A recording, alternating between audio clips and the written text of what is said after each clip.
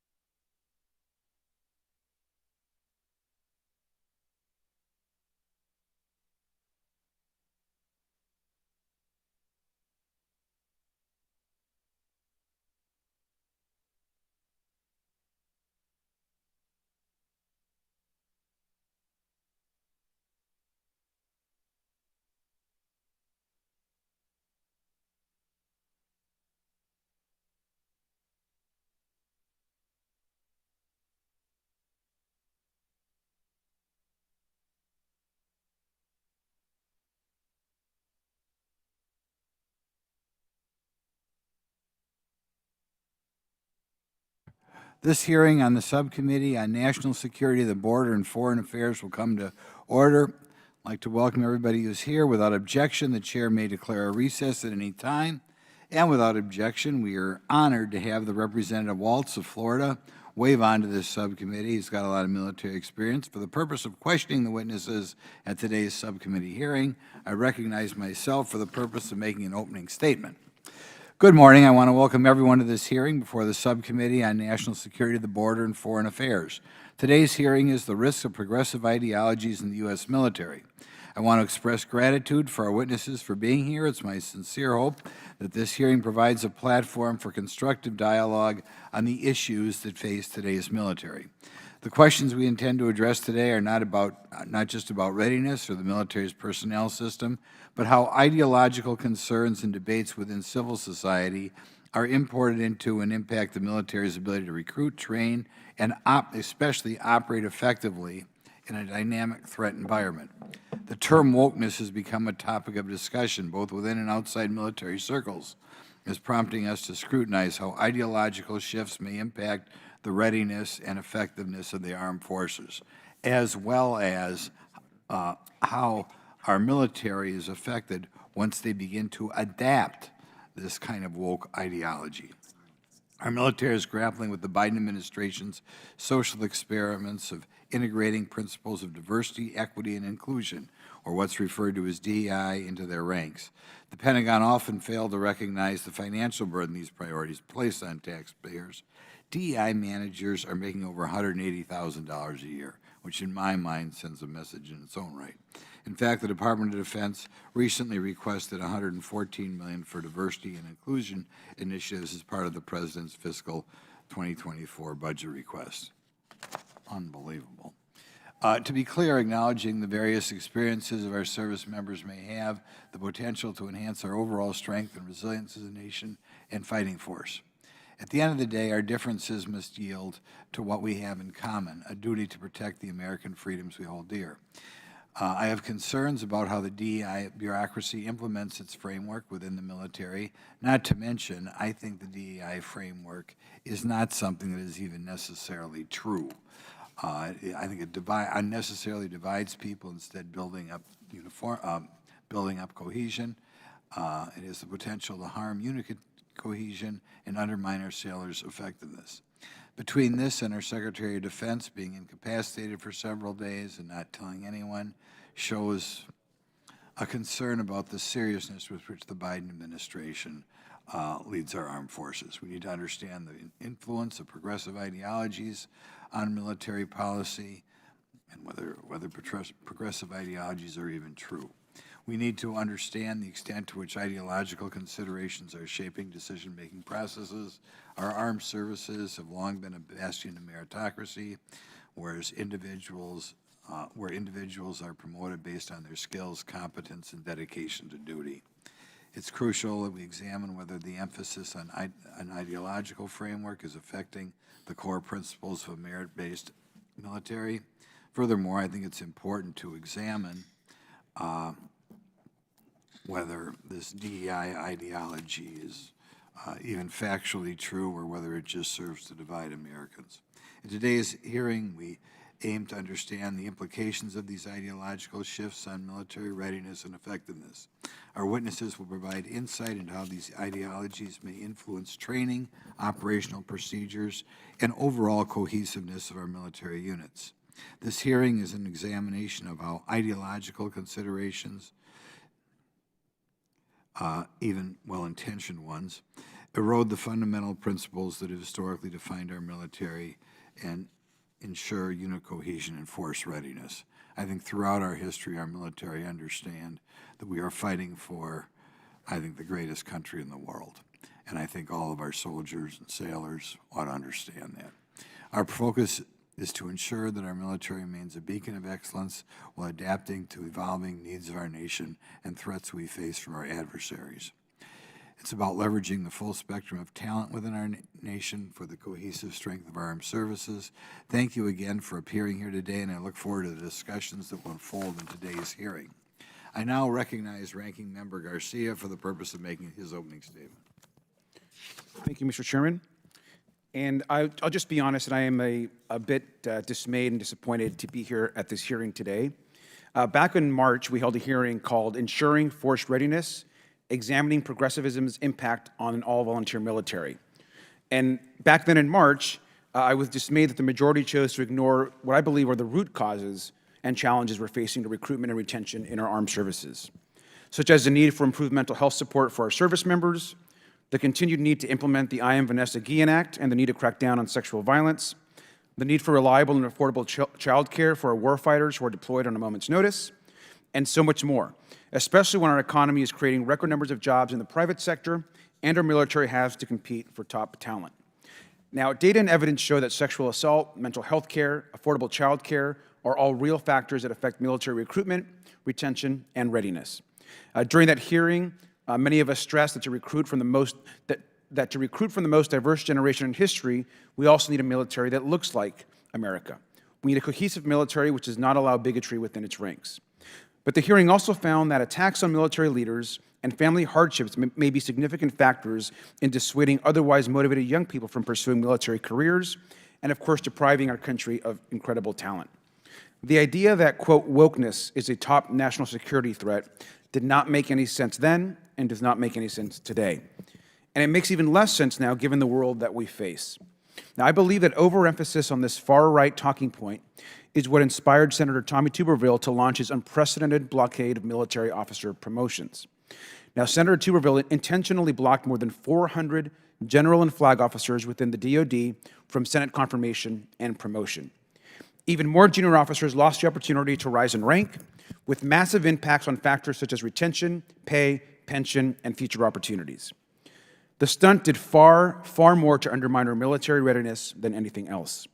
And so I asked unanimous consent to enter into the record once again the letter I sent calling for a hearing on national security implications of the Senator's blockade of military promotions into the record. Thank you, sir. Now, I can't really understand why we're also holding a second hearing on this topic when we could be working on in a bipartisan way to address real challenges to our national security. And Mr. Chairman, I want to thank you for our bipartisan work on our UAP disclosure bill, and I think that's the kind of bipartisan effort that we should be working on today. We should also be talking about our real national security threats. Our allies in Ukraine need immediate aid. We need to support Taiwan and provide aid, of course, in the Middle East. Now, we could hold hearings that use data and evidence to demonstrate that Americans' aid boosts our national security at minimal cost and highlight how our aid safeguards democracy and freedom against brutal aggressions. We could even show how Ukraine aid directly benefits communities all across our country who benefit from investment and jobs, and drive how these investments will uphold our national security in the long term. But instead, we're holding Ukraine and other crucial foreign aid hostage. Instead, many are debating that we bring back indefinite detention for children at the border, defund Catholic charities, and end the right to asylum, linking that to aid that impacts our national security. Some also appear to be using Putin's talking points that want to sell out our allies and partners. There's obstruction, of course, around issues around the border, saying that we don't want bipartisan border security actions. And one of our congressional colleagues even said the quiet part out loud, and I'll quote, "Let me tell you, I'm not willing to do a damn thing right now to help a Democrat or to help Joe Biden's approval ratings." That's not the type of bipartisan work that we need on this issue. And yet here we are investigating wokeness. Now, it's not wokeness that is threatening our national security, whatever that word actually means. The real threat to our security is a far-right extreme obstruction of dysfunction and culture war stunts. This hearing is disappointing, but I look forward to working with our chairman and hope there can be bipartisan solutions. I yield back. I'm pleased to introduce our witnesses today. Our first witness is Will Tebow, Director of the American Military Project at the wonderful Claremont Institute, where he works on analyzing the institutional integrity of the U.S. military. He also has experience serving in Iraq in the 75th Ranger Regiment as a platoon leader and company executive officer. Next witness is Matt Lohmeyer, former U.S. fighter pilot and former commander with the U.S. Space Force. He's also a best-selling author and consultant on defense-related issues. Our final witness is Ty Sajudli, a retired U.S. Army Brigadier General and a professor of history at the U.S. Military Academy. He's also a visiting professor at the Hamilton College, and in 2021, Secretary of Defense Lloyd Austin appointed him to the National Commission on Base Renaming. I welcome each of you here today and look forward to your testimony. Pursuant to Committee Rule 9G, we'll have the witnesses please stand and raise your right hand. Do you solemnly swear or affirm that the testimony you're about to give is the truth, the whole truth, and nothing but the truth, so help you God? Let the record show all the witnesses answered in the affirmative. Thank you. You may take your seat. We appreciate your being here today and look forward to your testimony. Let me remind the witnesses that we have read your written statements and will appear in full on the hearing record. Please limit your oral statement to 5 minutes. As a reminder, please press the button on the microphone in front of you so that when it is on, the members can hear you.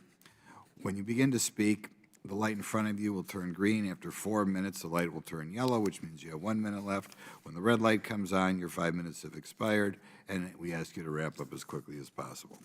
I now recognize Mr. Tebow for your opening statement. Good morning, Chairman Grothman, Ranking Member Garcia, my fellow members of the subcommittee, and my fellow panelists. It's my contention that the military must only consider factors of personnel, programs, and policy that genuinely better the armed forces' ability to fight and win our nation's wars. Merit must not be the first consideration for this analysis, but the exclusive lens through which elected officials and military leaders make these kinds of decisions. Diversity is an ideology that exists in our social mores as something that the military must embrace as a point of fact, as a principle, as opposed to just a byproduct of selecting the best people for the job. It's as if the armed forces march to the beat of a corporate or university drum. In reality, though, the existence of a professional, permanent, standing military demands that the institution exist apart from ideologies and politics prevalent in modern-day America, regardless of their political affiliation. And therefore, the military must balance functional considerations, again, those capabilities required to fight and win wars, with social considerations, or those political and ideological realities which define American life for the rest of us. Increasingly, though, objective military professionalism is now seen as one factor among many that allow leaders to, quote, comprehensively evaluate a person, system, or policy. This, of course, being a euphemism for innate characteristics like race or sex. This programmatic consideration of these innate characteristics is toxic because it redefines the concept of merit-based standards. When diversity goals exist for military units or the service academies, standards become minimum expectations to meet before fully evaluating other parts of a participant's career or life. Standards are no longer how the military selects the best based on an order of merit list, but just how you get in the door. The mere factor of political considerations outside military competence demands that human characteristics one does not choose about themselves become critical filters for military decisions. Consideration for diversity is one mark of the blend that the old historian Samuel Huntington's Military Mind made, with the hallmarks of a society that are built around different ideals than that which makes the military successful. Despite the Army's current recruiting slogan, the military is not a place where you can be all you can be. Instead, it should be a time of service and a career for our nation where one gives all there is to give, no matter the cost. Our military is filled with men and women who live by this principle, but our policies and slogans should reflect this ethic of service. At stake, though, is much more than the relative quality of military units. The integrity of our republic is in tension with a military that evaluates matters of politics and identity. When standards become minimum expectations, they are not markers of achievement to select the best. In other sectors of society, the consequences of shirking the exclusivity of merit amount to a bad hire in the finance department or the wrong university president, maybe a missed revenue projection that last fiscal quarter. But the military is and should be different. History is littered with examples of militaries whose consideration of political ideology precipitated a collapse in military professionalism, led to defeats on the battlefield, and all of which served as a precursor to the collapse of those nations. America should not wait to find out if we can outrun the drumbeat of such history. Thank you for the opportunity to testify, and I look forward to the conversation. Thank you, Mr. Lohmeyer. Good morning. My name is Matt Lohmeyer, and I'm an Air Force Academy graduate, former F-15C fighter pilot, and was a lieutenant colonel and commander in the Space Force. In 2021, I was fired from my command for writing a book trying to reverse the trend of the overt politicization of the uniformed services. Specifically, I criticized the military's diversity, equity, and inclusion trainings, which, at my own base, were illegally occurring despite an executive order from the Commander-in-Chief. The diversity, equity, and inclusion industry is steeped in critical race theory and is rooted in anti-American Marxist ideology. I watched DEI trainings divide our troops ideologically and in some cases sow the seeds of animosity toward the very country they had sworn an oath to defend. Before writing that book, I submitted a formal written complaint to the Space Force Inspector General's office detailing that such violations were occurring, including illegal race-based discrimination, but my complaint was never investigated and was later dismissed by then Lieutenant General Stephen Whiting, whom the Senate just confirmed for his 4th star. After 2 months, I received a written dismissal of my complaint from General Whiting. Personally, I have always advocated for a non-political military work environment. Today I'm here to testify about the ongoing Marxist-inspired efforts to subvert and weaken our military and broader American society. We often refer to these efforts as wokeism, but it is also a culture war.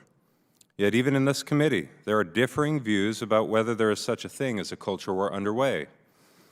Some members of this committee have been outspoken critics of DEI initiatives to include CRT, drag shows on military bases, trans activism, LGBTQ pride celebrations, and woke military recruiting videos, all things that are visible components of an ongoing culture war. Ranking Member Garcia, as he just mentioned, on the other hand, and asserted as recently as 2 weeks ago, says that the culture wars are quote-unquote phony and are merely a political talking point of Republicans. It's nothing if not incredible for a member of this subcommittee to assert that culture wars are phony, while another member, who's not present at the moment, of this committee is a member of the so-called Progressive Squad, was herself a Black Lives Matter organizer and activist, an organization whose publicly avowed ideology is Marxism, and whose activist ambition is social and cultural revolution. Service members who wear the uniform of their country do not want to see these things in the military workplace.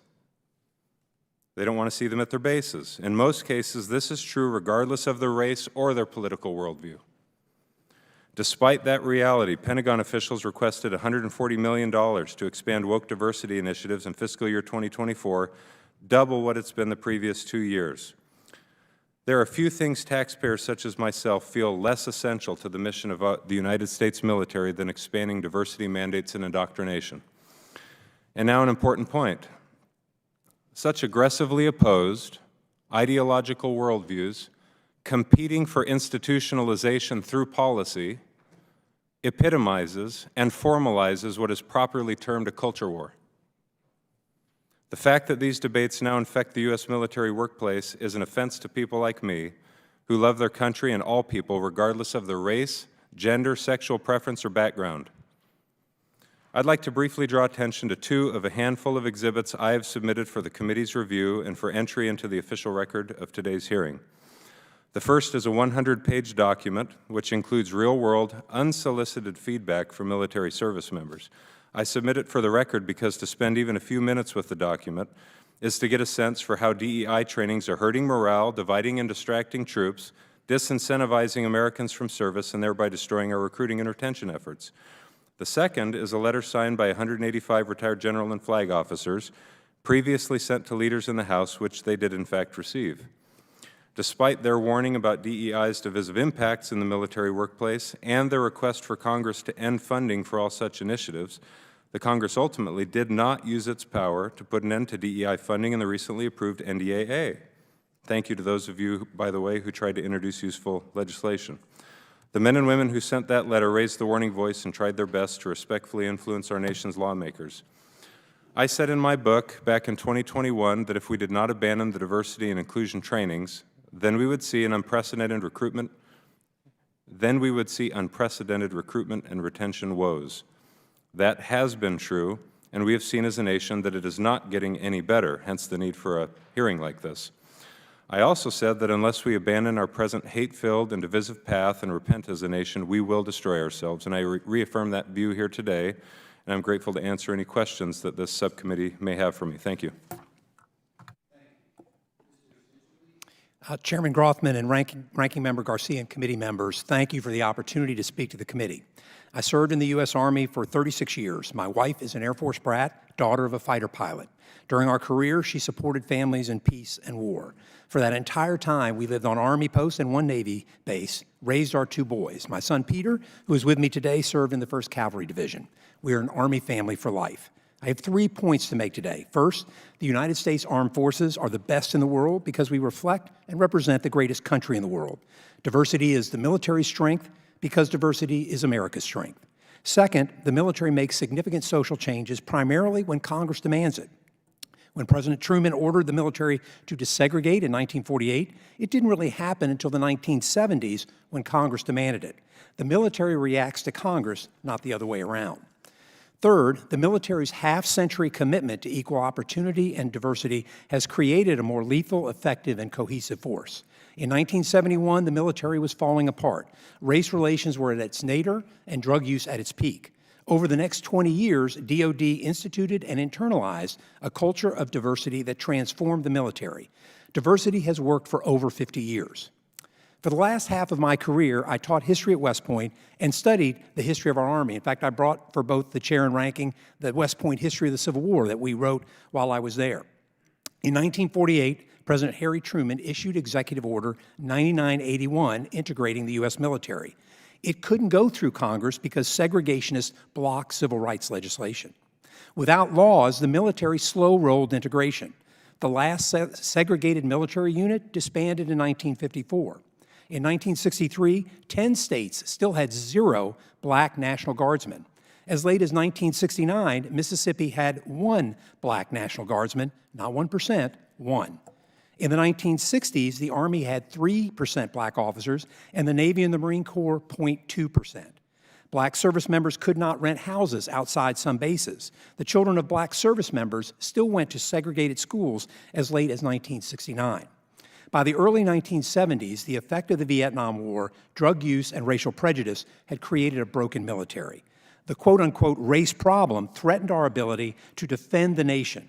In 1971, senior civilian leaders created the Defense Race Relations Institute. They mandated race relations training for the entire force. Recruiting for the all-volunteer force forced the military to integrate and to try to solve the race problem. It worked imperfectly. Less than 20 years after the defeat in Vietnam, the U.S. military shined again. In 1991, during Desert Storm, we destroyed the 4th largest army in the world in days, and that army had 31% African-American NCOs. The success of equal opportunity policy saved us after the defeat in Vietnam, created the all-volunteer force, and led us to victory. I know I commanded a diverse cavalry troop in the 82nd Airborne Division during the Gulf War. By law, women weren't allowed to serve in tank, infantry, and cavalry regiments for most of my career. It's just un-American and ineffective. When the Army deploys, it fights on land, and 8 billion people reside on land, 51% of whom are women. We must have women in the force at all ranks. At West Point, I taught a cadet who was unable to follow her dream to be an infantryman. While she was a Rhodes Scholar, the combat exclusion ended. She rebranched infantry, graduated from Ranger School, and commanded an infantry company. She was the toughest, brightest cadet I met in 20 years. When I commanded a battalion, we suffered under Don't Ask, Don't Tell, a policy that forced service members to lie. A friend deployed to Iraq. Her partner and their children could not access military facilities. No commissary, no health care, no child care. Now, because Congress ended Don't Ask, Don't Tell, we have another proud military family. In both my experience and my study of history, diversity policies, equal opportunity policies, are neither progressive nor political. They are proven national defense strategies that have made our military more effective and our country safer for over 50 years. Thank you again for allowing me to join you today in the People's House. I'll now recognize myself for 5 minutes. We're going to start with Mr. Tebow. As you mentioned, the Department of Defense is requesting another $114 million for DEI initiatives. This is in addition to $90 million already dedicated. We mentioned that these DEI professionals are making well into six figures. Is this bureaucracy necessary? Could you comment on it? What do they do? It's a good question what they do, Mr. Chairman. The problem I have is the policies that result from such a bureaucracy. And there is, like you alluded to in your opening remarks, a lot of well-intentioned training, perhaps some of which is necessary. But what is not necessary are race and sex-based quotas that are prevalent in at least two branches of the military.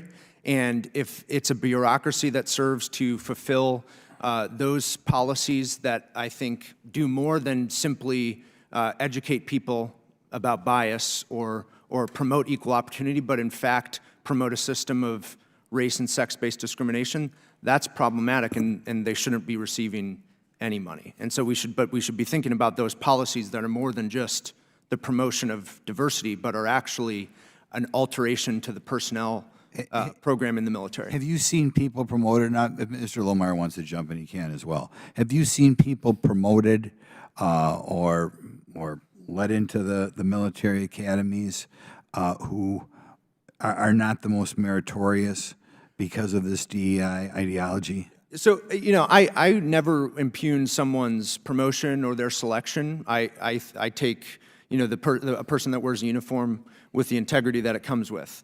But what is problematic is when West Point, for example, has racial goals for every admissions class. And admissions leaders are evaluated whether or not they meet race-based goals. I don't know what the difference is between a goal and a quota. And to me, we should do more to perhaps promote cohesive teams without implementing a personnel system that again alters the nature of how merit defines personnel policy. Does this ideology create a mindset in which people view themselves as members of a subgroup or identify based upon where their grandparents or great-grandparents were born? Perhaps. When I was in the Army just a few years ago, we got training on our conduct and how it was unacceptable to harass someone, to harm someone. And it seems there are some examples where there is now training on what you believe and how you've. Could you get in trouble by boldly pushing an ideology based on merit? Would that be a check against you, you think, in the military today? Mr. Lohmeyer wrote a book on it. Yeah. I think he'd be better suited to speak on this. But I know there is. I've heard from a number of friends and folks who want to speak out that there is a pervasive concern about speaking out for the genuine integrity of merit as the foundation for military. Right. I recently talked to somebody who wanted to leave the military because of this ideology. We'll go to Mr. Lohmeyer. Do you feel promotional decisions are being made primarily on diversity as opposed to pure merit in today's military? I do not think that promotion decisions are being made writ large based on solely diversity for the purposes of diversity.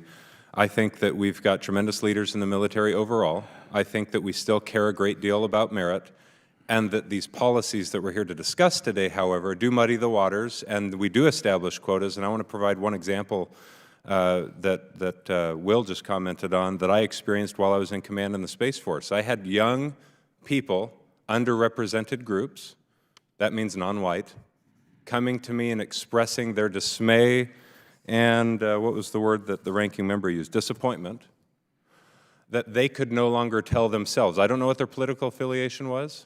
I don't know what their religious worldview was. I do know what their ethnicity was, and they came to me expressing their disappointment that, hey, look, my entire career, I've been promoted based on my skill, my ability to execute a mission, and I'm not sure moving forward whether or not I'll be able to tell if I was promoted based on the way I look, my accidentals. And I can provide a lot of examples of that kind of thing going on. I can also tell you that we've had a failed pilot training experiment as recently as last year, the American pilot training class.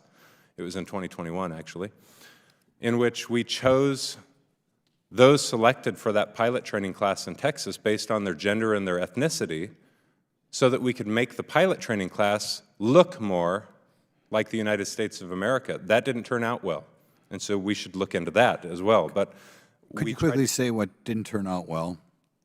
well, performance suffered, and that's the point. I as an instructor pilot in the T-38, I trained young men and women from our allied partners and from foreign militaries. Like the general here, I served with foreign militaries. I did an exchange to the People's Liberation Army Air Force Academy in Changchun, China, when we still did that. And I'll tell you, we do have the best military on the earth.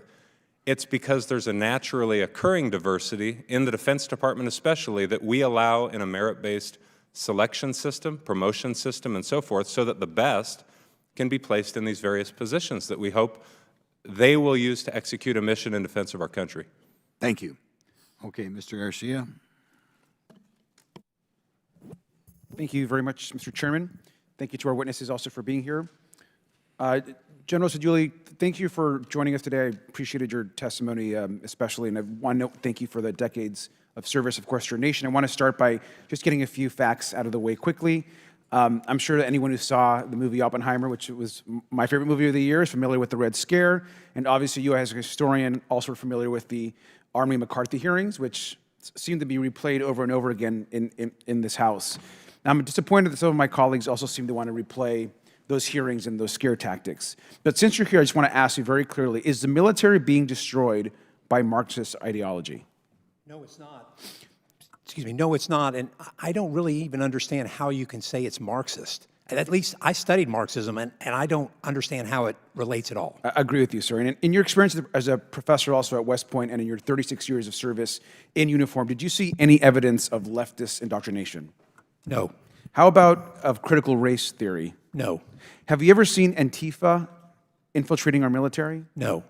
Well, thank you, General. Now, I'm sure we can all feel a bit better knowing that there is no large communist menace or Antifa or others plotting to overthrow the U.S. military, which we know remains the strongest in the world, and we all, I think, in a bipartisan way, agree that we have the best military in the world and that we're very proud of.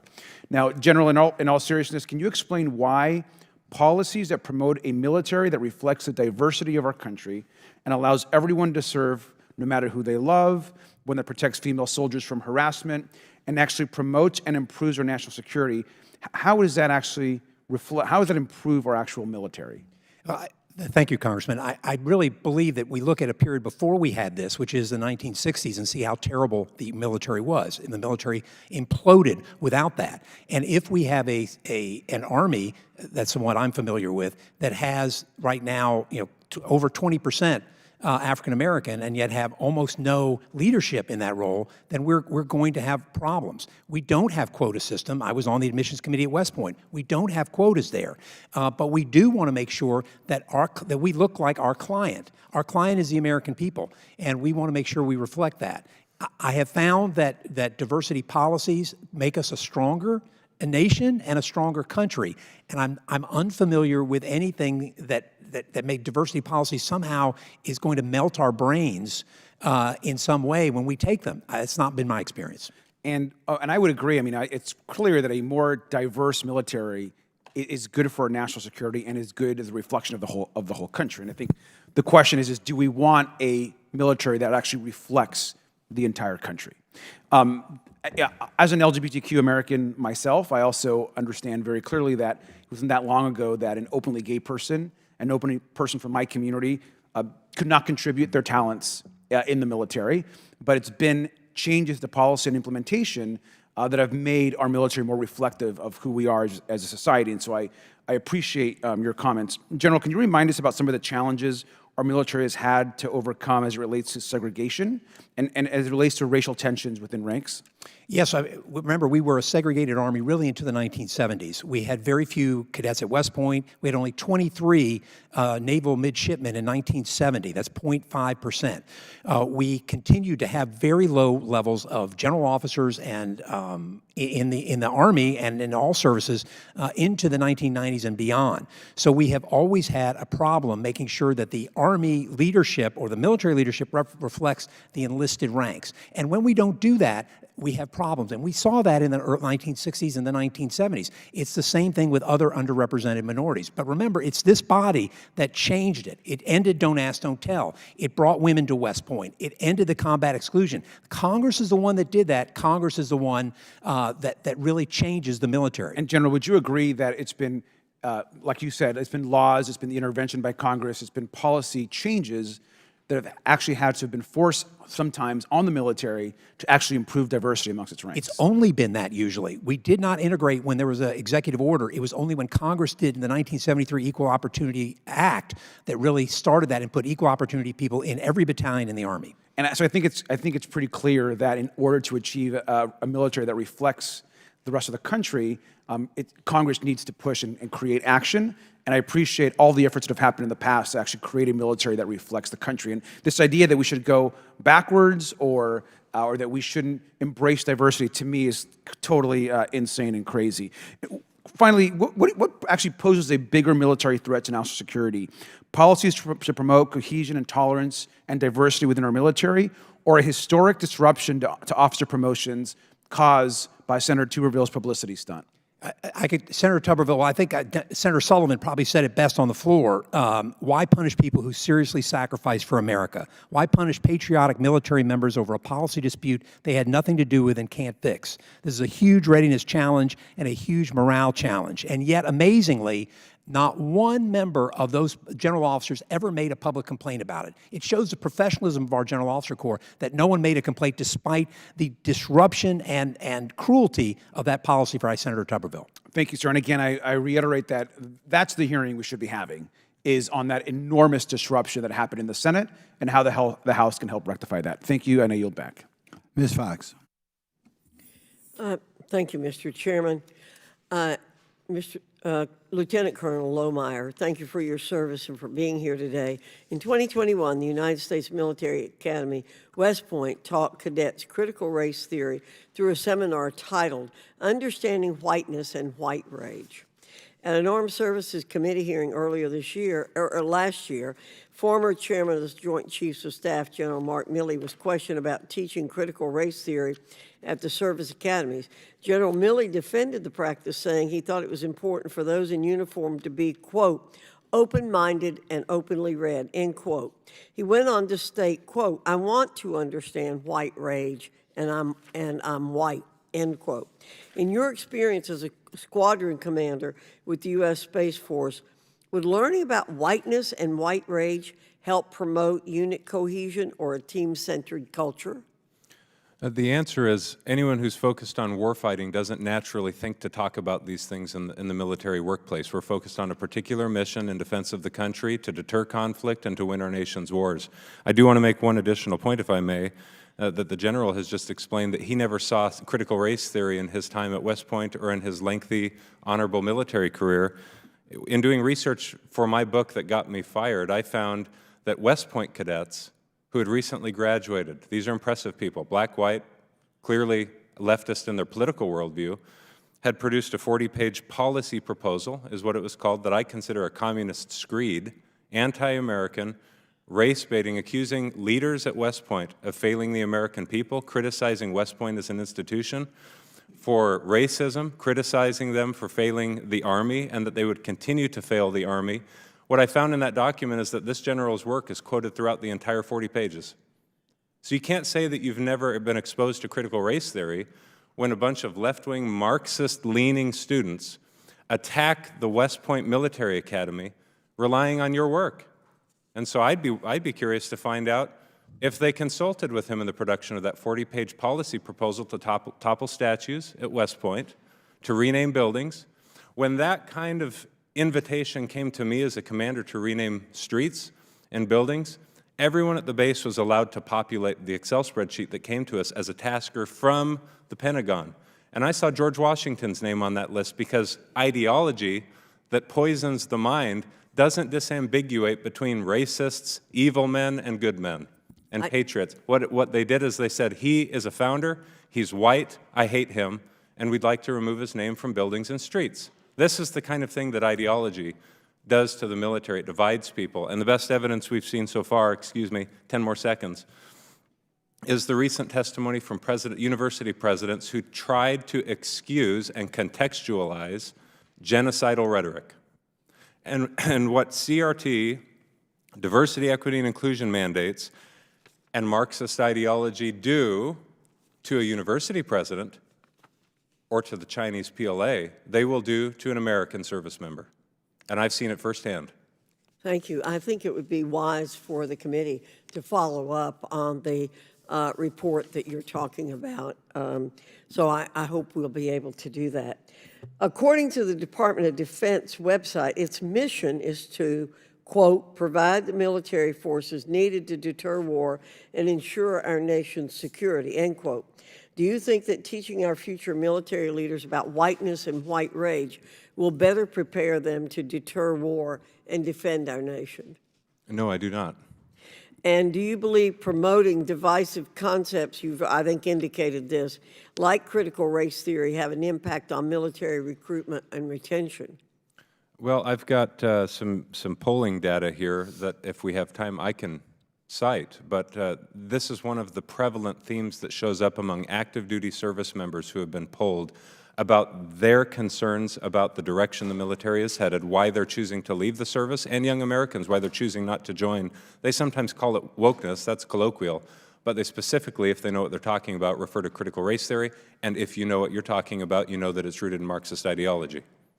Mr. Chairman, I'd like to ask unanimous consent to enter to the record any document that Mr. Lohmeyer has, such as that survey, in the minutes of this hearing. I can. I'm sorry. You didn't ask me to speak. No, well, I'm just going to ask one more question. Are there specific recommendations you have for maintaining a strong and cohesive military culture while addressing concerns about ideological influences? Yes, ma'am. I think every American citizen, veteran, or having never served, looks to the Congress to use the power of the purse to hold our military accountable. But we also need brave men and women in uniform to respectfully give feedback, use their voice, and stand on their principle. We don't all have to agree, but we do have to agree that the mission of the United States military is paramount. And merit-based selection and promotion is the only effective principle to keep a strong military. I don't care what people's views are on diversity, equity, and inclusion. I really don't. But we can't use our individual political or social or cultural worldview to shape military selection processes of all institutions. The long-trusted U.S. military must remain a merit-based system. Otherwise, you'll lose that system. Thank you. I yield back. Thank you. Mr. Goldman. Thank you, Mr. Chairman. I want to see if we can find some common ground here. Mr. Thibault, I heard you say a little earlier that you support diversity as at least one variable to focus on to either admit in the service academy, admit students in the service academies or officers evolving. Is that officer promotion? Is that right? What I said, Mr. Goldman, is that I am willing to accept and support diversity as a byproduct of good military policy. It's not something we should, certainly not something we should avoid, but it's not something that the military should cater policies to promote. That should do you think that effectiveness. Do you think that diversity of backgrounds is beneficial to the military? As it relates to a person's ability to do a job in the military, yes. If something doesn't, if a capability doesn't exist in the military and we need someone with a more diverse background to do that job, then yes, it's important. But what I don't think that means is that a person's skin color is relevant to those jobs. You know, in the House Armed Services. I hear you, and I'm going to just follow up on that. I mean, because I think there's some contextual things that we need to talk about here, because you and Mr. Lohmeyer are talking about merit-based, and focusing on that. But when you look at the history of discrimination in the military, what you have to consider is that everybody does not start from the same place. So Mr. Sedgerlay's family, growing up with a general in the military, has advantages in terms of entering the military that someone whose family does not have would not have. You agree with that, right? Yes. Okay, so if the military was segregated, if non-whites and women were not allowed, if the LGBT community, because of Don't Ask, Don't Tell, were not allowed, you therefore understand how those people from those different groups are not starting at the same place in terms of evaluating, quote, merit-based, right? But Congressman, I think that's a false binary. The choice is not between discriminate against non-whites and, choose anyone. I'm not talking about discriminating. I mean, there are only a certain number of people that can be admitted to a class, that can be promoted. And if you're basically saying that you cannot consider anything else other than what you call pure merit, and there's no definition for pure merit, you are necessarily perpetuating discrimination that has occurred for generations.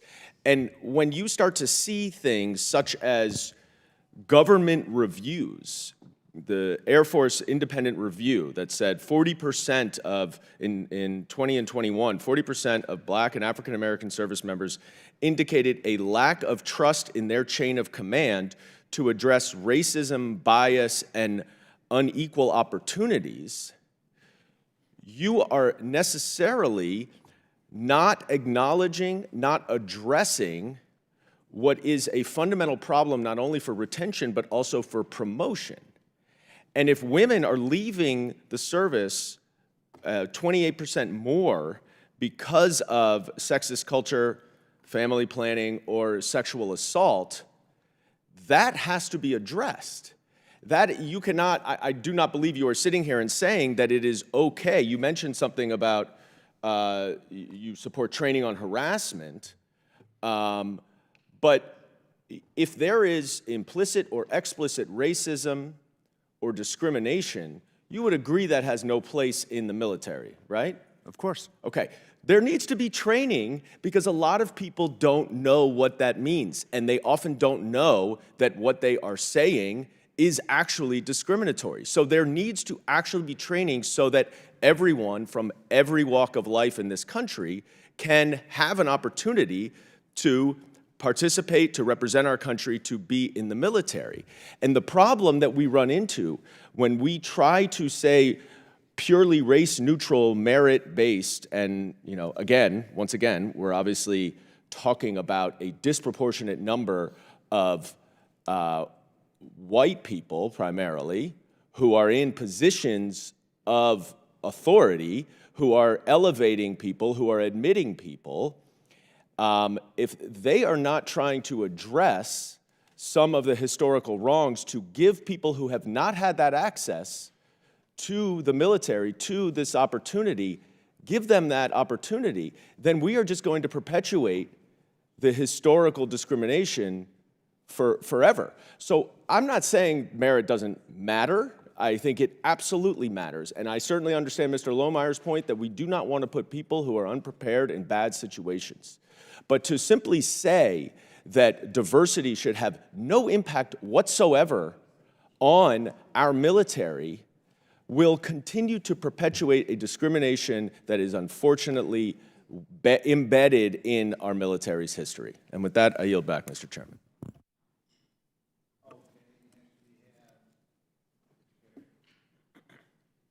Mr. Perry.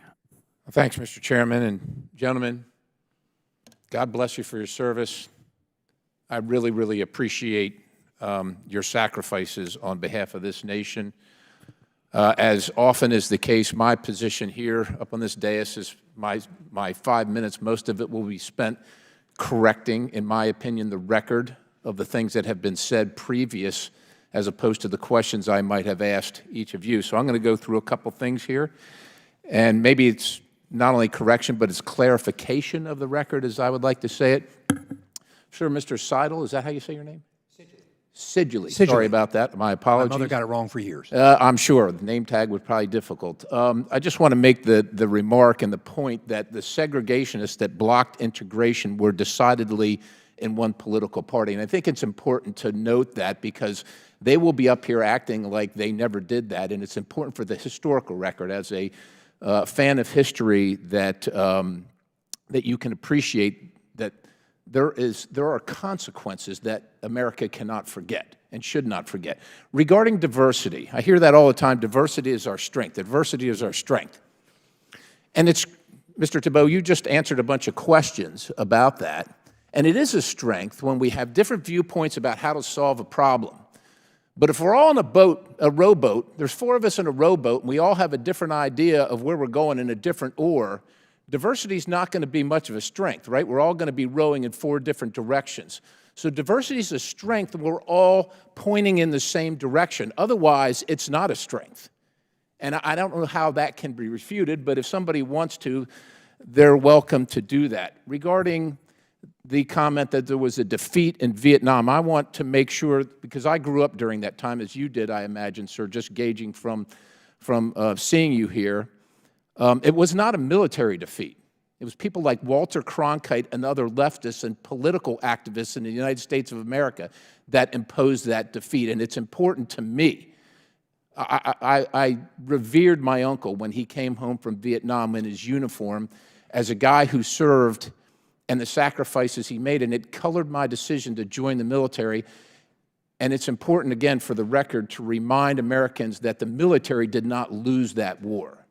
That was a politically lost war, and I don't want that to be attributed or ascribed to the military. Regarding the McCarthy hearings, I want to remind everybody in the room that while I disagreed with his tactics, as most Americans did, if they read Whittaker Chambers' book Witness, and if they go through the Venona transcripts, almost every single person he named was a communist sympathizer, organizer, and involved in the subversion of the United States government. Let's not forget that. Regarding those folks that were held up by by Senator Tuberville, and the fact that they didn't complain, well, good for them. Because when we wear the uniform, yours is not to question why, yours is just to do and die. And we don't talk about political things because it is against the regulation. So they weren't doing anything grandiose. They were doing their duty as they should. And Tuberville was doing his duty as he should. The policies in the military regarding the subject at hand are wrong. And thank God somebody was willing to fight for them. There is a specific definition for merit. I would ask my colleague, he can go look up any search engine and see it. I joined the military, and I love my time in the military. It defined me, and I defined it. And it was based on merit. And I didn't have a leg up. I knew my uncle who served in Vietnam, but when I raised my hand as an E1, no one knew anybody I knew, and it didn't matter. And I love the fact that even coming from a broken home with no connections and no clue about anything, I could work my tail off and make something of myself. And even though I didn't have my commander's recommendation to go to officer candidate school, I got into officer candidate school, and I became the president of my class. And even though I didn't have a recommendation to go to flight school where you're measured within 1/10 of a point, I graduated second in my class alongside soldiers and service members from the Air Force Academy and West Point, of which I was not allowed to go to because I wasn't good enough. And I wasn't good enough. But the point is I worked my tail off because it was based on merit and I could make something of myself. And while I complained to myself, I didn't complain to anybody else when I tried to get an inter-service transfer from the Army to the Air Force, because instead of flying Cobras, I wanted to fly F-16s, and a friend of mine, he got to go. He was a black man. But when I applied to the same unit, I was told, sorry, you don't fit the position. You know what I did? I got after my job as a Cobra pilot.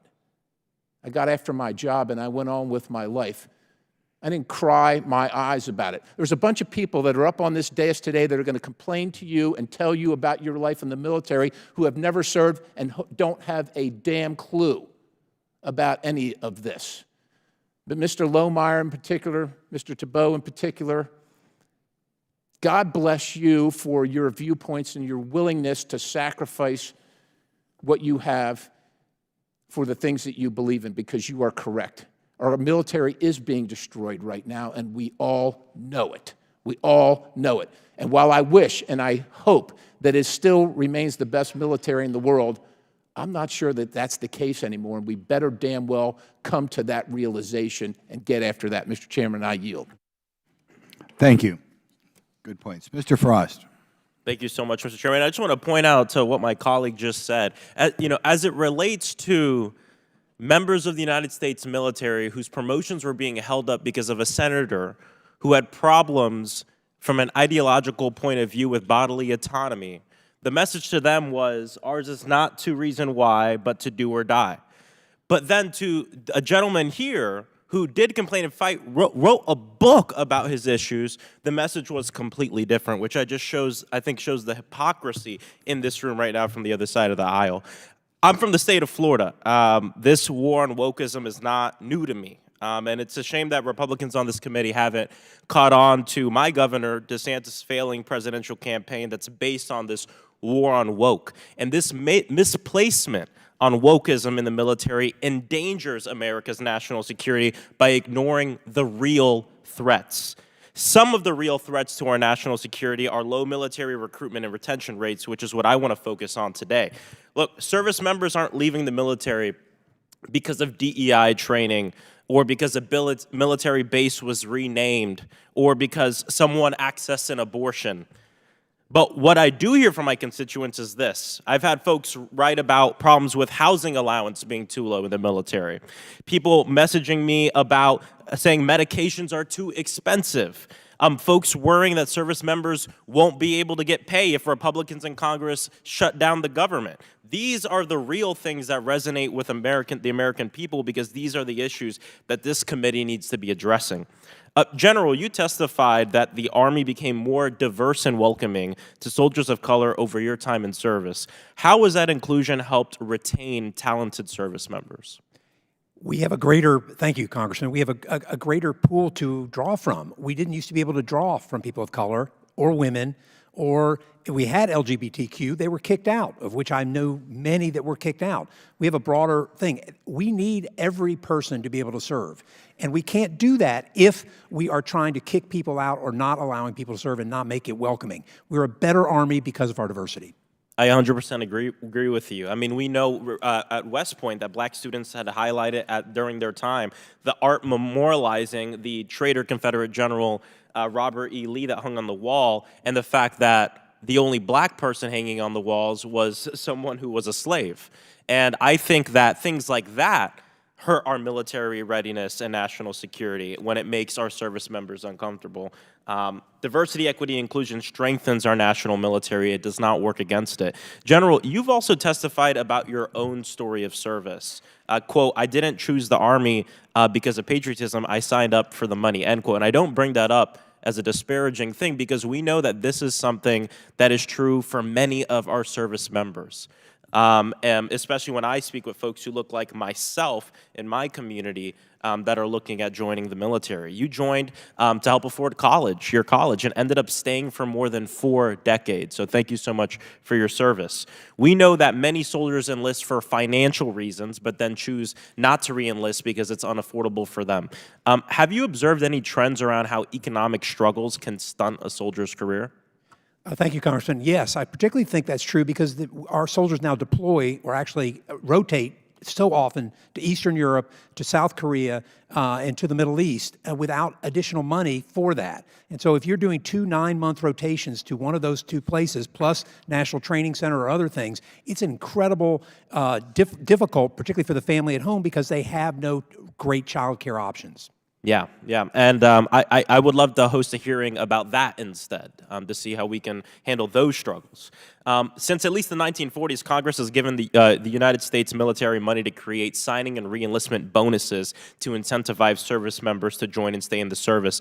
General, do you think the military should be collecting data on why and when bonuses are helpful so we can better understand the financial hardships of our service members? Yes, we have been doing bonuses at least since I've been in, and they work because just like I was a poor kid coming from rural Georgia, I had no way of getting through college without it. Those financial incentives matter in an all-volunteer force. A second thing that this committee should be hosting hearings on to figure out how we can better our national security and military readiness and preparedness. Look, and I know we have Mr. Lohmeyer and folks who have had uncomfortable or maybe negative interpretations or experiences with DEI, and I would never take away someone's experience from them. But what I do want to call out is there's a difference between seeing something that you see value in, diversity, equity, and inclusion, or diversity in our military, and saying, we ought to fix these problems. I think there's some problems with it. I think we ought to fix them, versus saying we should just completely get rid of it. I mean, in 1954, when we began to desegregate schools in this country, we knew it would be uncomfortable. We knew there would be problems, but we did it because it was the right thing to do. This hearing is entitled "The Risk of Progressive Ideologies in the U.S. Military." DEI is not a progressive ideology. It's just the right thing to do. If we want to talk about progressive ideology in the militaries, we can talk about affordable housing and food. We can talk about tuition assistance. We can talk about universal health care that the military provides, progressive ideologies in the military, but not DEI. Thank you so much, and I yield back. Thank you. Mr. Higgins? Thank you, Mr. Chairman. I thank our panelists for being here today. I joined the Army in 1988, began boot camp in 1989 as private, one-station unit training, wanted to be an MP. That ended up working out for me. But one of the initial lessons that you learn very quickly when you step off of that bus and you have to face these guys at a car from granite wrapped in leather, tapping that brown round against your forehead, is you are no longer you. You now belong to the United States Army. To discuss diversity as if it was ever some sort of an effective mechanism by which a deadly force could be established to fight and win wars across the world, to liberate the oppressed for generations, is insane. We don't care about anything other than the deadly effectiveness of our Army. It requires discrimination, because developing deadly skills in a force of men requires us to recognize distinction, to discriminate between those who can become lethal weapons and those who cannot. Nobody cares about your color of your skin, your cultural background, your ethnicity, who your mama or your daddy was. Your ass now belongs to the Army, and we're going to make a soldier out of you, or we're going to remove you from this unit. And you go do something else. No problem. The world needs insurance salesmen and everybody else. But if you want to be a soldier, we're going to carve you into what it is to be a soldier. I don't understand why my colleagues can't see the difference between civilian life and military life. Nobody's firing live rounds at us up here. That's not part of our designated job description. But it damn sure is a job description for our soldiers. And we can't fill our ranks in the United States Army right now. You know why? I think you do know why. Because conservative families across America that have a deep lineage of military service are not encouraging their sons and daughters to join the Army because of this crap that our sons and daughters are having to deal with now in the Army, that my colleagues are applauding like, yay, we need to diversify. In order to diversify it was called uniform for a reason. We must be uniformly deadly and effective, rapidly deployed. Well, we care not what the color of the skin is to the soldier next to us, or whether or not he's gay or straight. That has zero to do with the performance of our Army. And yet we are indeed attempting to indoctrinate those very civilian considerations into our military. That's why you can't fill the ranks, because traditional American families know that that's a wrong formula. Ranger Tebow. Rangers lead the way. All the way, sir. Oh, so I'm going to ask you, your opening line of your statement, you rightly draw upon a distinction regarding considering between those who join our military and those who choose just other courses of life. You said, I quote, "Training in the United States Army is meant to melt away the effects of civilian life and to forge Americans into soldiers ready to devote their lives to the mass application of violence on behalf of American interests." Can you speak to the uniqueness of what it is to be a soldier as opposed to being a civilian in America?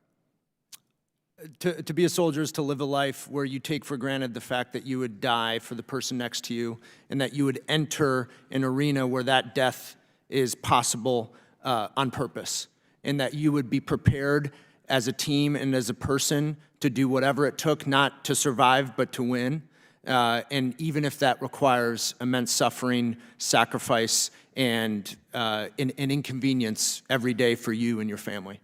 Did you ever for one day, at any time, consider the diversity of the Ranger next to you? No. Thank you very much.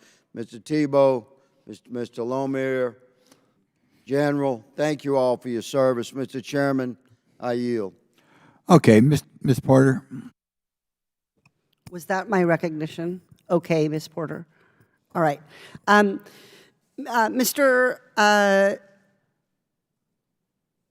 Mr. Lohmeyer, do you agree with President Trump's Executive Order 9981?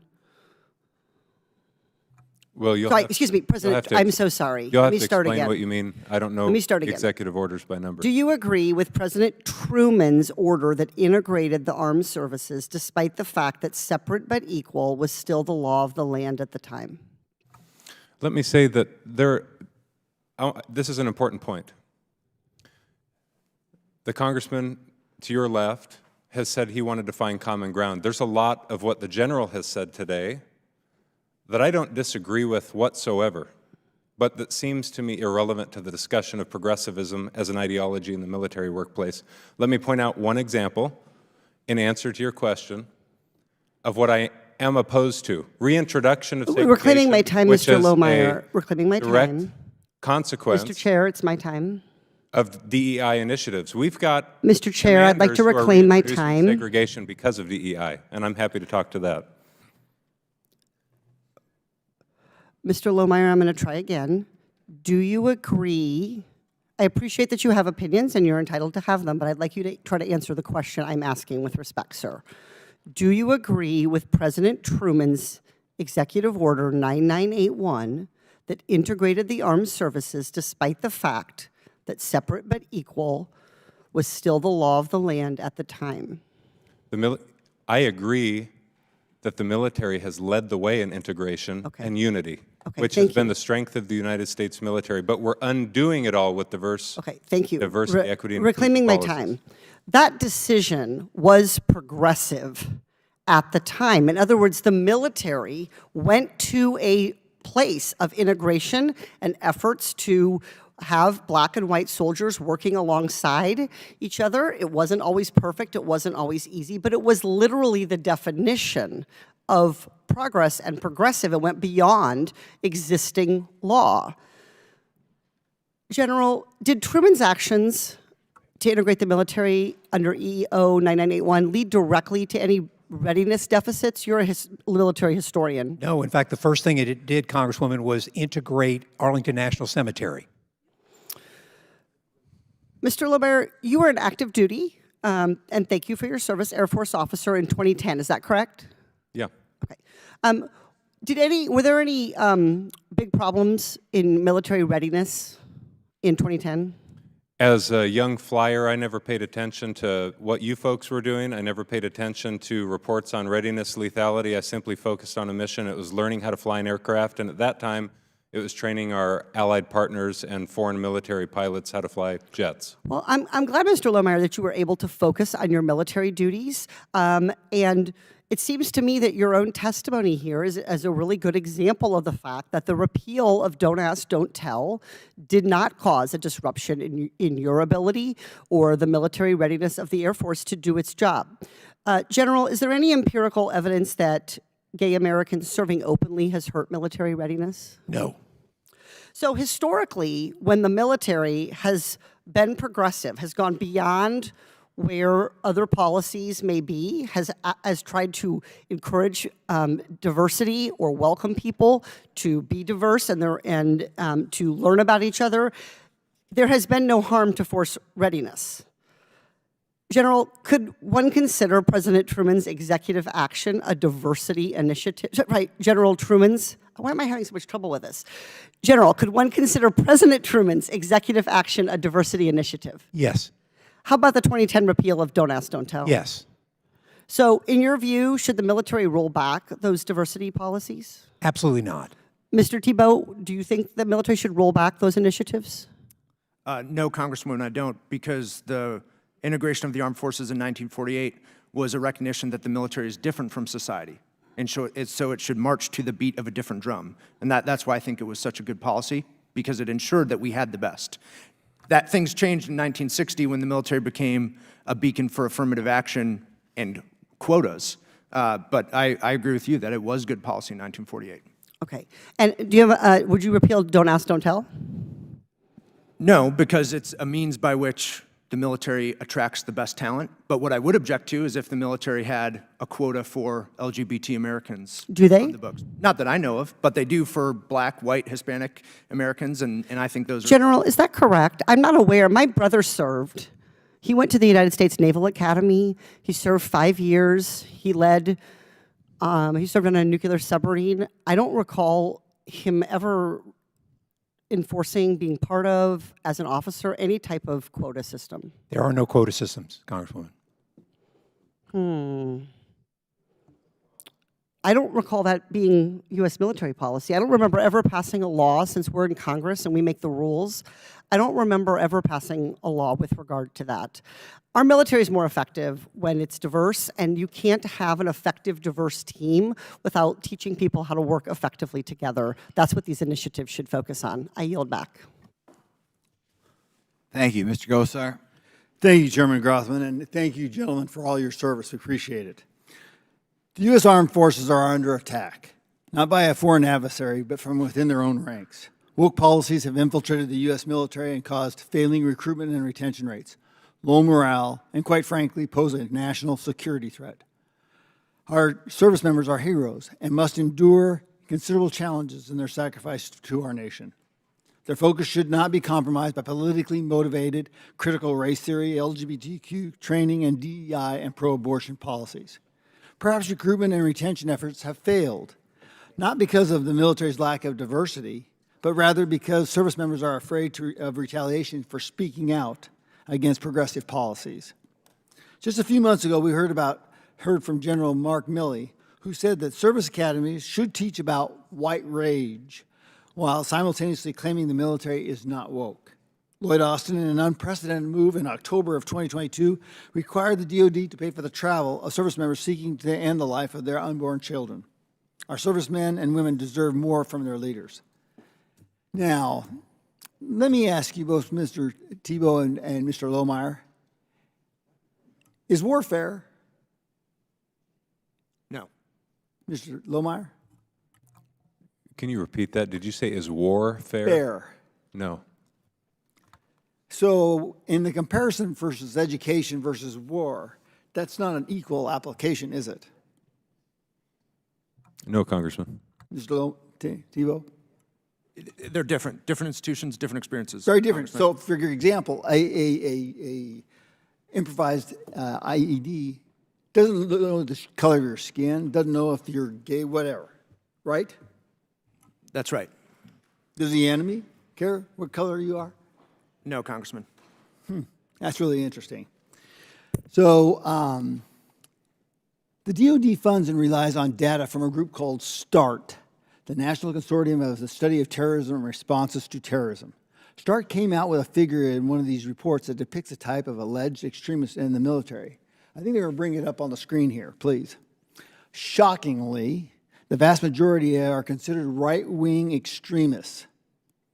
Categories of extremists include militia, which is specifically mentioned in the Constitution, including the Second Amendment, numerous times, male supremacists, and anti-abortion. My question for you, Mr. Thibault, do you think service members are leaving the military because they may be considered extremists for simply opposing abortion, owning a gun, or for a belief in a traditional family? I don't think so, Congressman. The Inspector General report on extremism came out, I think, a few weeks ago on a Friday afternoon without much fanfare, where they said that there is no difference in the extremism in the military compared to society, and there was nothing to find. The American Principles Project surveyed veterans, hundreds of recently separated veterans, and the biggest reason why people left and also why they wouldn't join is because of a distrust of politicized military leadership, which I think speaks to the point and the value of this hearing. Gotcha. So another question. If belief in a militia is extreme, the word is mentioned 5 times in the Constitution, and the Second Amendment says a well-regulated militia is necessary for the security of a free state. Does that mean the Constitution is an extreme document, according to this military-funded group? Yeah, there seems to be a discrepancy or some cognitive dissonance there. But, you know, I don't know how words are assigned to different meanings, but I think most service members are well-intentioned and good Americans, and both sides should do well to remember that. Gotcha. Mr. Lohmeyer, thank you again for your service. Many of the talented men and women of the Air Force reside in my district at the Luke Air Force Base out in Arizona. So, has the COVID jab mandate negatively affected the military's readiness? There are a number of ways, it seems, it's impacted negatively our readiness. I'm not the expert on that issue, however. It's not what I wrote a book about. In fact, the mandates were rolling out at the time I separated from active duty, but I've got good friends and colleagues who would be perfect to testify about that issue. So sadly, the DoD has refused to reinstate the thousands of service members kicked out of the military for rejecting the experimental COVID shot. Would reinstatement of these service members help improve the military's readiness?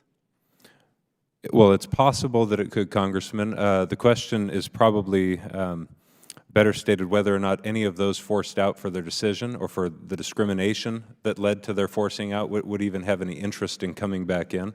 There are groups actively working at the moment to try and take action on behalf of those who either were injured or killed, their family members, or were forced out for their religious convictions or for violating their conscience to take what they consider to be an illegal, immoral, or an unethical order. And that has ripple effects today in the service. Again, I'm not the expert on that, but I'm friends with many who are, who'd be happy to testify about it. Well, I want to say thank you very much, all three of you, for your service. We appreciate it. You're heroes in my book and in our district, so thank you very much. I yield back. Thanks, Mr. Raskin. Thank you, Mr. Chairman. And I also want to thank all of our witnesses for their excellent testimony today and also for their service to the country, and also members of this committee who served in the uniform as well as in this body. Mr. Seidel, do I have the right? Or General Seidel, I want to look at 3 attacks on politicization or diversity changes and the thing that I guess people are calling woke. I want to start with women in the military, and of course, women were systematically excluded from the military for a long time, and there's a huge struggle about that. And finally, women were able to enter the armed forces on relatively equal status. I don't know if my friend Mr. Higgins would consider these part of the traditional American soldiers or not, but women have served for a long time in different capacities and now have equality. But if I'm assuming that women in the military want the same rights that women across the country do, and after Donald Trump's gerrymandered Supreme Court overturned Roe versus Wade and women's right to choose, which was in the law for more than a half century, women across the country have rejected that and have stood up for their full reproductive freedom, including in Kansas, Wisconsin, Michigan, California, Vermont, you name it. Everywhere it's been on the ballot, vast majorities of women and men have supported women's right to choose. So I assume, now I don't have a study on it, but I assume women in the military feel the same way, and that they would want to maintain their right to choose their own reproductive health care. Now, Senator Tuberville interfered with hundreds and hundreds of military promotions for many, many months in order to stop women in the military from having their complete full access to reproductive choice and to health care. Now, who do you think is politicizing the military? Is it Senator Tuberville with his anti-choice agenda, where he wants to dictate to all of the women of the military what their access will be to health care, or is it those women themselves? Are they the ones that are somehow perpetrating a woke agenda by saying that they want to have equal choice? And don't we depend on women in the military these days? Last I saw, it was something like 18 or 20%, even in the Army. So please answer that if you would. Yes, I would say that Senator Tuberville created political pawns out of those general officers. We have a non-political army, and we're one of the few countries in the history of the world that has never had a military coup d'etat, and it's partly because we are non-political. And yet, Senator Tuberville created political pawns for a policy he disagreed with. I couldn't disagree more with him for doing that and hurting our force and those general and flag officers. The military also depends on lots of African Americans, Hispanic Americans, Asian Americans. That's just a reality. You might love it, you might hate it, you might be ambivalent about it, you might just accept it. But in any event, that's the reality, as I understand it. And in any event, the Army decided that it wanted to rename military bases that had been named not after U.S. generals, but after Confederate generals who joined the Confederacy in rebellion against the Union. So, like Fort Benning was renamed after a pro-Union, pro-American general. Fort Gordon was renamed as Fort Eisenhower. Fort Hill was renamed as Fort Walker. And yet, I take it this is part of the big anti-woke arraignment and indictment of the military, that we have renamed military bases after pro-Union, pro-American soldiers, generals, people who've been loyal and faithful to the Union, as opposed to those who have opposed the Union and took up arms against the Union in traitorous insurrection. Now, who's politicizing this question? Is it the people who go along with the Army's decision to say that's who our bases should be named after, pro-Americans, or the people who are wanting to stick to the old Confederate battle names? And I'd like you to address that, and also Mr. Lohmeyer, I think you've taken the position against changing the names. Yeah. Well, remember that the names were changed, Congressman, because this body voted overwhelmingly, overrode the veto of President Trump to create the naming commission, of which I served as vice chair. It was my proudest moment to rename those after true American heroes and not those who chose treason to preserve slavery. Thank you. And do you agree with that, Mr. Lohmeyer?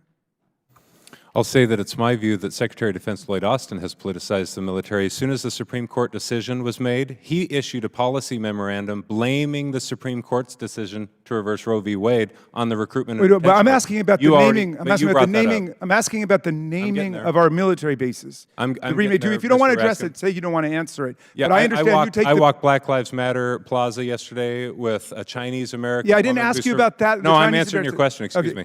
Yeah. And she advocated. Is it okay, Mr. Chairman, if we go over here? Because for leaving those the witness signs wants up. to No, I'd like to answer more than yes or no We questions. can let him answer the question. Yeah, I can let him answer, because I wasn't quite done yet, but now he's occupying my time. If you want him to answer it, that's fine.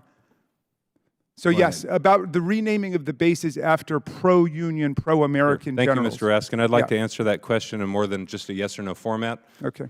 I walked the Black Lives Matter Plaza yesterday with Xi Van Fleet, Chinese Maoist Cultural Revolution survivor, and I had an interesting conversation with her in which she advocated, I'd never thought about this before. And by the way, I don't address this topic in my book. I wrote about Marxist critical race theory. She said, I'd recommend that once we defeat wokeism, we leave all of the Black Lives Matter paint on the ground and the signs naming the streets. I asked her why. She says, because it's a reminder that once here on the north side of the White House, we had a woke revolution, a Marxist revolution take place, and I agree with that. It's a reminder that there has been such divisive conflict in this enemy before that people were willing to use violent force to hurt one another. I have no problem with the general's efforts. If I understand you correctly, I'm trying to torture out an answer, but what you're saying is that we should have Army bases named after Confederate generals or Nazi generals, people we've defeated in war. Is that right? I'm not willing to let you put words in my mouth. We're about 2 minutes over here, so we're just going to let Mr. Lohmeyer finish, and that's it. So my point is, this is not an issue in which I've actively been involved.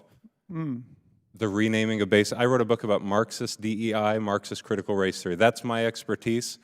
I have no personal issue with the fact that this gentleman to my left, who honorably served his country, has been a part of a commission to do that. I have personal opinions about why it's wrong-headed and a part of an ideological push, but this is not my issue. You would not have renamed them, in other words? Well, we're point of order. 2.5 minutes that's not something I ever focused on. All right, I think I got my answer, Mr. Chairman. I'll yield back to you. Go for Mr. Biggs. Thank you, Mr. Chairman.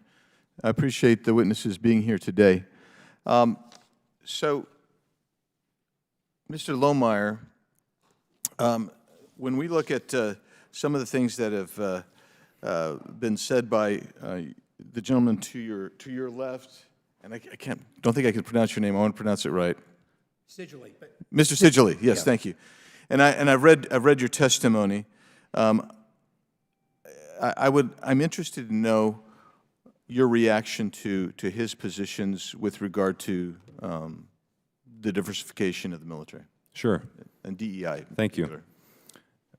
One point that the general made with which I disagree is that diversity is our strength. I don't think there's any evidence for that, but definitions matter. Words matter, and we're losing touch with this. I would reject the notion that diversity is our strength based on DEI definitions of diversity, equity, and inclusion.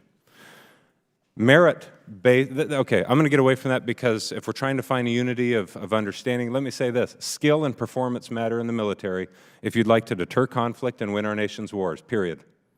As a commander in the military, I had a black colonel fly across the country to promote me to lieutenant colonel because I loved the hell out of the guy and respect his views on the Federalist Papers, which he was teaching me after work hours, and because he was the best leader I've ever worked with. The best airman that I had working for me, incidentally, was a transgender airman. So don't bullshit me and say that you think you know what you're talking about. You've never served. You don't understand how this works. We care about performance in the military, period. You don't know what you're talking about.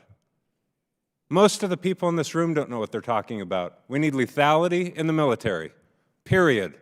All of the stuff you guys talk about, the men and women in uniform don't think about. They go play Call of Duty at night after they learn their mission and execute that mission, period. They don't know what you're talking about. They don't know what you're voting on. They don't care about your sexual preference. They don't care what you look like, and they don't care what the person next to them looks like, period.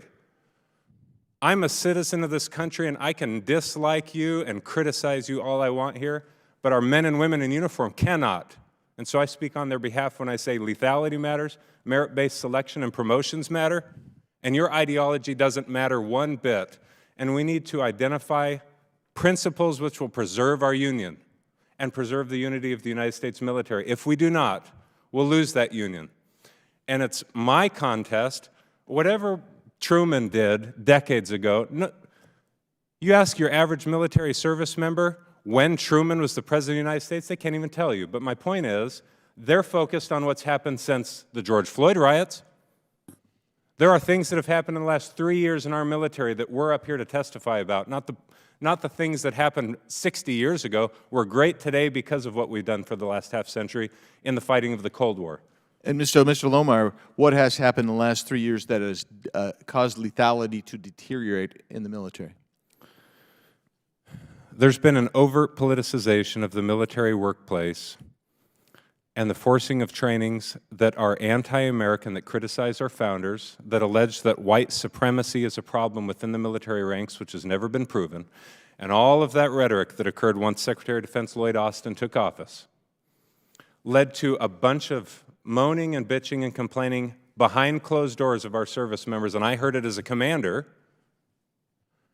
And so I wrote a formal written IG complaint about it that was dismissed by senior leaders because they were afraid of the political and racial climate that we've created in this country. And so they were afraid to hold one another accountable for their politics. Senior leaders. So they're not held accountable for their political worldview, but young people will be held accountable. I'm living evidence and a living example of the fact that the diversity initiatives are discriminatory. I was kicked out for saying I'd like to depoliticize the workplace, not for advocating for Republicanism, or excuse me, small r, Republican, not for advocating for Republican candidates, not for criticizing Democrat candidates. I never publicly advocated for anyone politically, but I was forced out because of viewpoint discrimination. Diversity initiatives are discriminatory, and inclusion initiatives are exclusive of my viewpoint. So, and so I'm living evidence that the politicization of the military workplace in the past several years is discriminatory, and it discriminates specifically against conservatism and Christianity, period. Mr. Chairman, I want to submit for the record something called Declaration of Military Accountability, an open letter to the American people from signatories of the Declaration of Military Accountability into the record. So entered. And then I apologize. I actually had questions for Mr. Tebow and Mr. Sessley as well, but we've run out of time, and I don't think I'm going to get that additional 2.5 minutes that the ranking member got. So I'll yield back. Mr. Lynch. Thank you, Mr. Chairman. General Sedgwick, first of all, thank you all for your service to our country. Really do appreciate it. I've been a member of this committee for about 22 years, and while I have not served in the military, I've led most of them, but done about 20 trips to Afghanistan, over 20 trips to Iraq, to try to understand, because I have not served. But I thought if I spent enough time on the ground that I might learn. I might understand what it is our servicemen and women are dealing with. One of my last trips to Afghanistan before the withdrawal, visited a place called Camp Leatherneck, and had a chance to participate in a citizenship ceremony. And what they did was they have a couple of programs. One is MIVNA. There's a couple of programs where non-citizens of the United States can serve in the military, and it improves their chances. It doesn't guarantee, but it improves their chances of becoming citizens. It's somewhat of a progressive idea, I think, because here you are taking, at that particular ceremony, there were over 100 men and women of all colors and faiths, I'm sure, but they all took the oath. They all had the American flag on their shoulder. They had been chasing the Taliban up and down that province, in combat. So, it just struck me, when you think about the quote, Jack Kennedy's quote, ask not what your country can do for you, ask what you can do for your country. It seemed like this group, anyway, this group of young men and women in uniform, they wanted to be U.S. citizens for all the right reasons, And I actually think that having spent time with a couple of those rifle platoons, that sort of that experience, and some of them, they were in mixed units, so it wasn't just all one group, but a lot of native-born American citizen soldiers serving right beside them. There seemed to be high levels of camaraderie in a really dangerous environment. So they were pretty tight as far as I could see.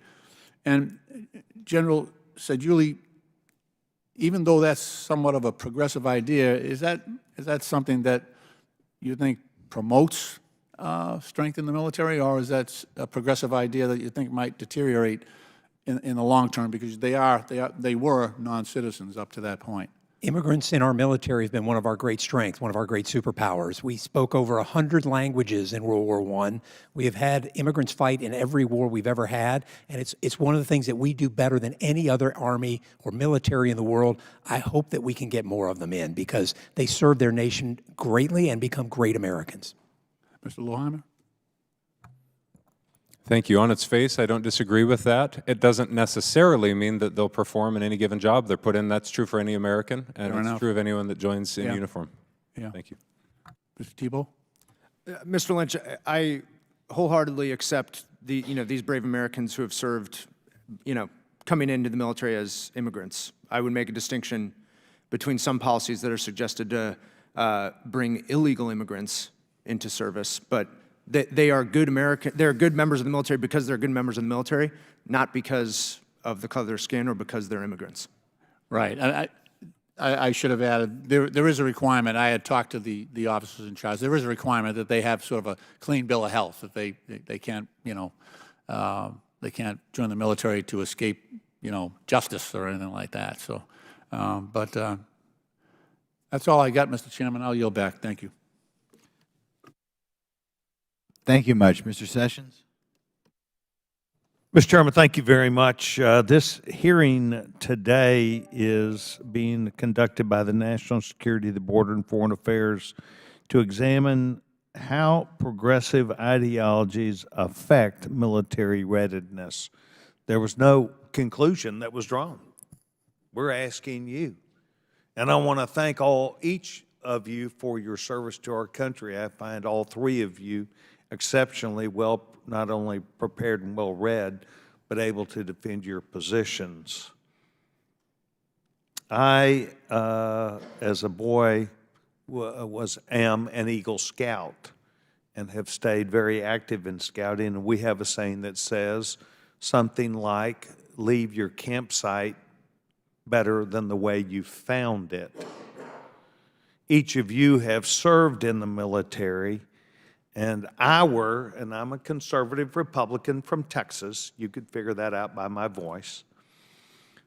But we are concerned about the things that we have heard today, including lethality, the number of people who come and go in the military, the reason why this administration has taken the position it has, up to and including one of my nephews who is an Army Ranger, who was not willing to accept the COVID shot because of his age and the medical feedback. Can you please tell me, are we leaving our campsite better than the way we found it? Any of you? Mr. Sessions, what we know in the last 2 years is that every branch of the military except the Marine Corps has missed their recruiting goals by a lot for the first time in the all-volunteer force since Vietnam.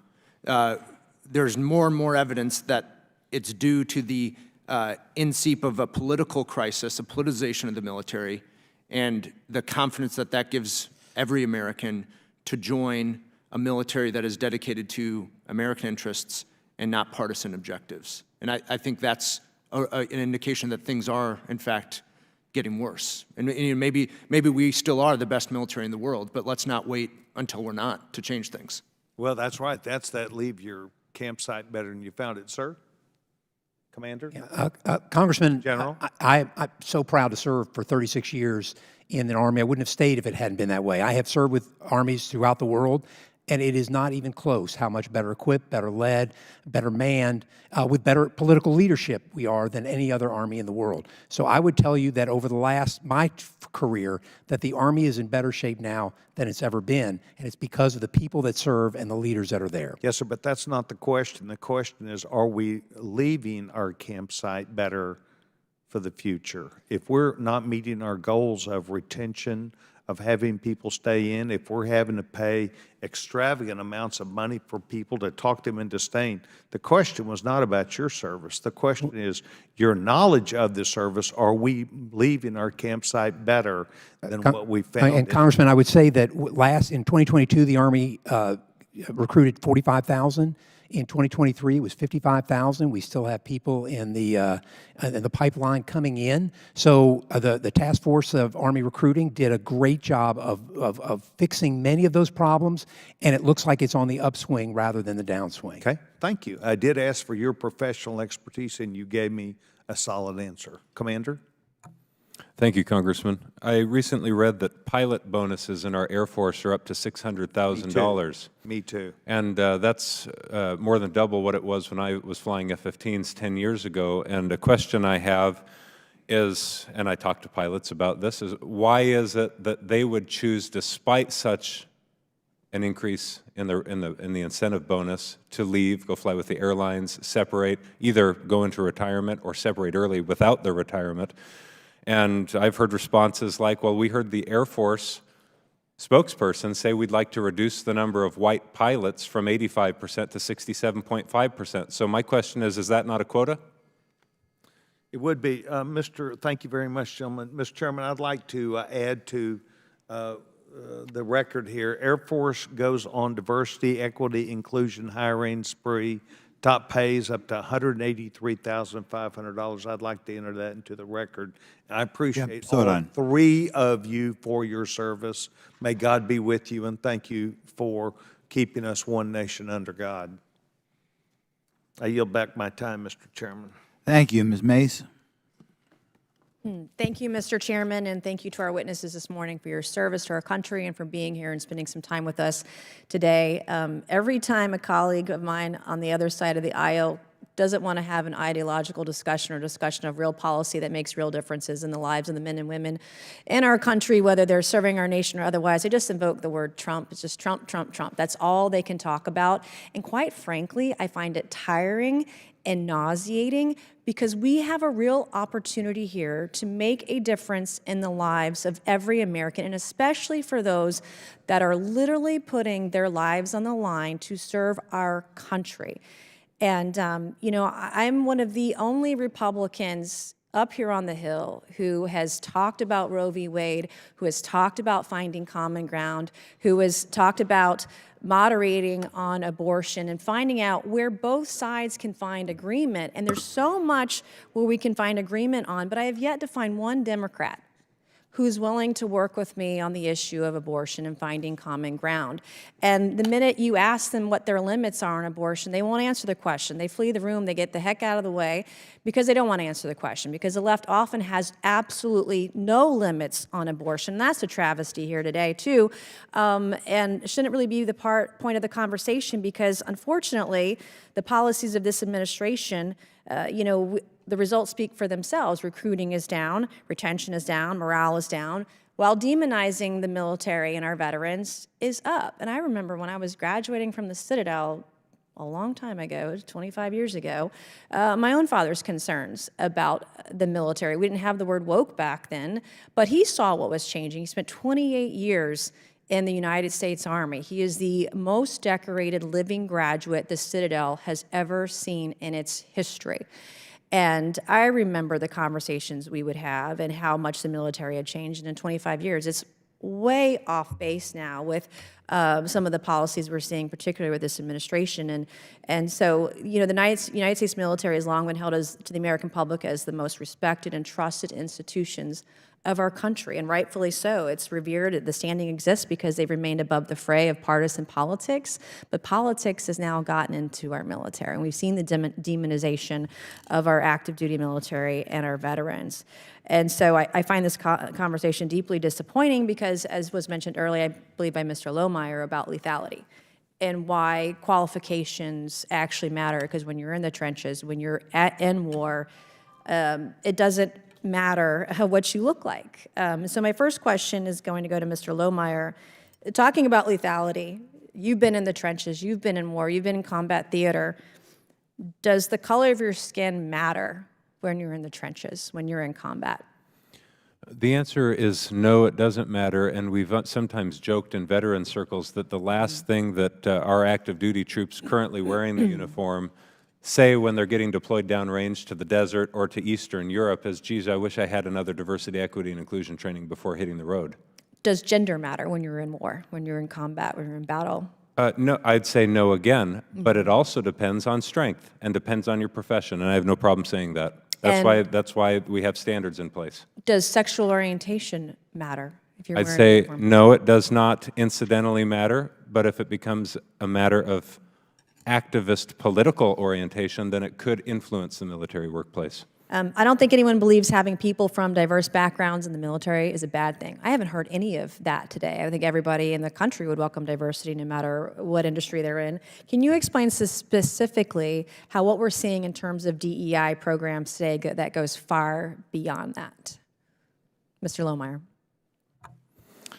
You mentioned the issue that Trump's name is invoked as a talking point, an easy go-to talking point. To not talk about the issues Right. of policy. And I'll use that to answer your question, Congresswoman. You know, I had a base commander who, in the lead up to an election, threatened forfeiture of pay for all of the members of his base if he caught a whiff of Trump's support in the lead up to the election. In my view, that's court-martialable. It's illegal. It's a violation of the Hatch Act. And it was a direct, express outcome of his ideological worldview.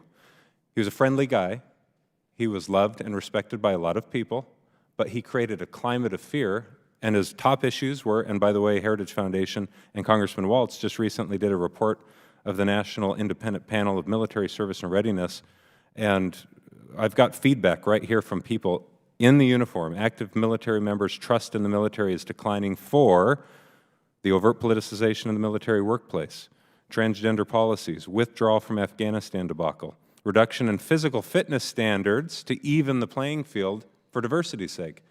So all of the things that we've heard today aren't necessarily the issues of progressivism that are hurting the military. They're in fact what our military members are saying are the issues for which they're losing their trust in their senior leaders. So when they hear a Mark Milley say, well, I want to learn about white rage, you at least get half of the force shutting off and losing trust in their military leadership. Now, he was chairman of the Joint Chiefs when he said it. When the Secretary of Defense says things, there are issues a policy memorandum saying that it was a Supreme Court decision that's hurting our recruiting and readiness, when they themselves have been speaking up for 2 years saying, no, that's not the reason we don't want to stay in the service. Then there's a divide that takes place, and it's that divide that I think we've been invited here to talk about. And so that's my answer to that question. I think that's at the heart of the matter, is that ideology divides. It's always divided. And none of the panel members up here seem to have any issue with the idea of naturally occurring diversity, which has been a beautiful and lovely part both of nature and of the blessing of the United States of America. We are naturally a diverse group of people, and it's because we have the freedom to think and speak clearly and share those views. And ideology also shuts that down too. And it's an enforced equality of thought, of expression. It's discriminatory. Thank you. Mr. Chairman, I yield back. Thank you. Representative Turner. Thank you, Mr. Chairman. I appreciate it. Since stepping into the Oval Office, President Biden and his administration have pushed their political agenda on our men and women in uniform. This is completely unacceptable. When top defense officials allow politically driven priorities to affect military readiness, the DoD is failing at its job and making us vulnerable on a global stage. Our service members sacrifice so much to protect and defend our country. They deserve better than to be treated as a social engineering experiment by the left. Over the past couple of years, concepts of diversity, equity, and inclusion have pervaded our country's institutions, even causing presidents of what were previously this country's most esteemed universities to believe that they have the political cover to defend calls for genocide. Curriculum centered on critical race theory and DEI concepts teaches students more about their differences than their similarities and shared values, which runs counter to the core ethos of our armed forces. The Department of Defense's mission statement and #1 objective must always be to provide combat credible military forces needed to deter war and protect the nation's security. The most pressing problem today for force readiness is the ongoing struggle with recruitment, and pushing partisan politics on our armed forces is one way to ensure we continue moving the wrong direction on this issue.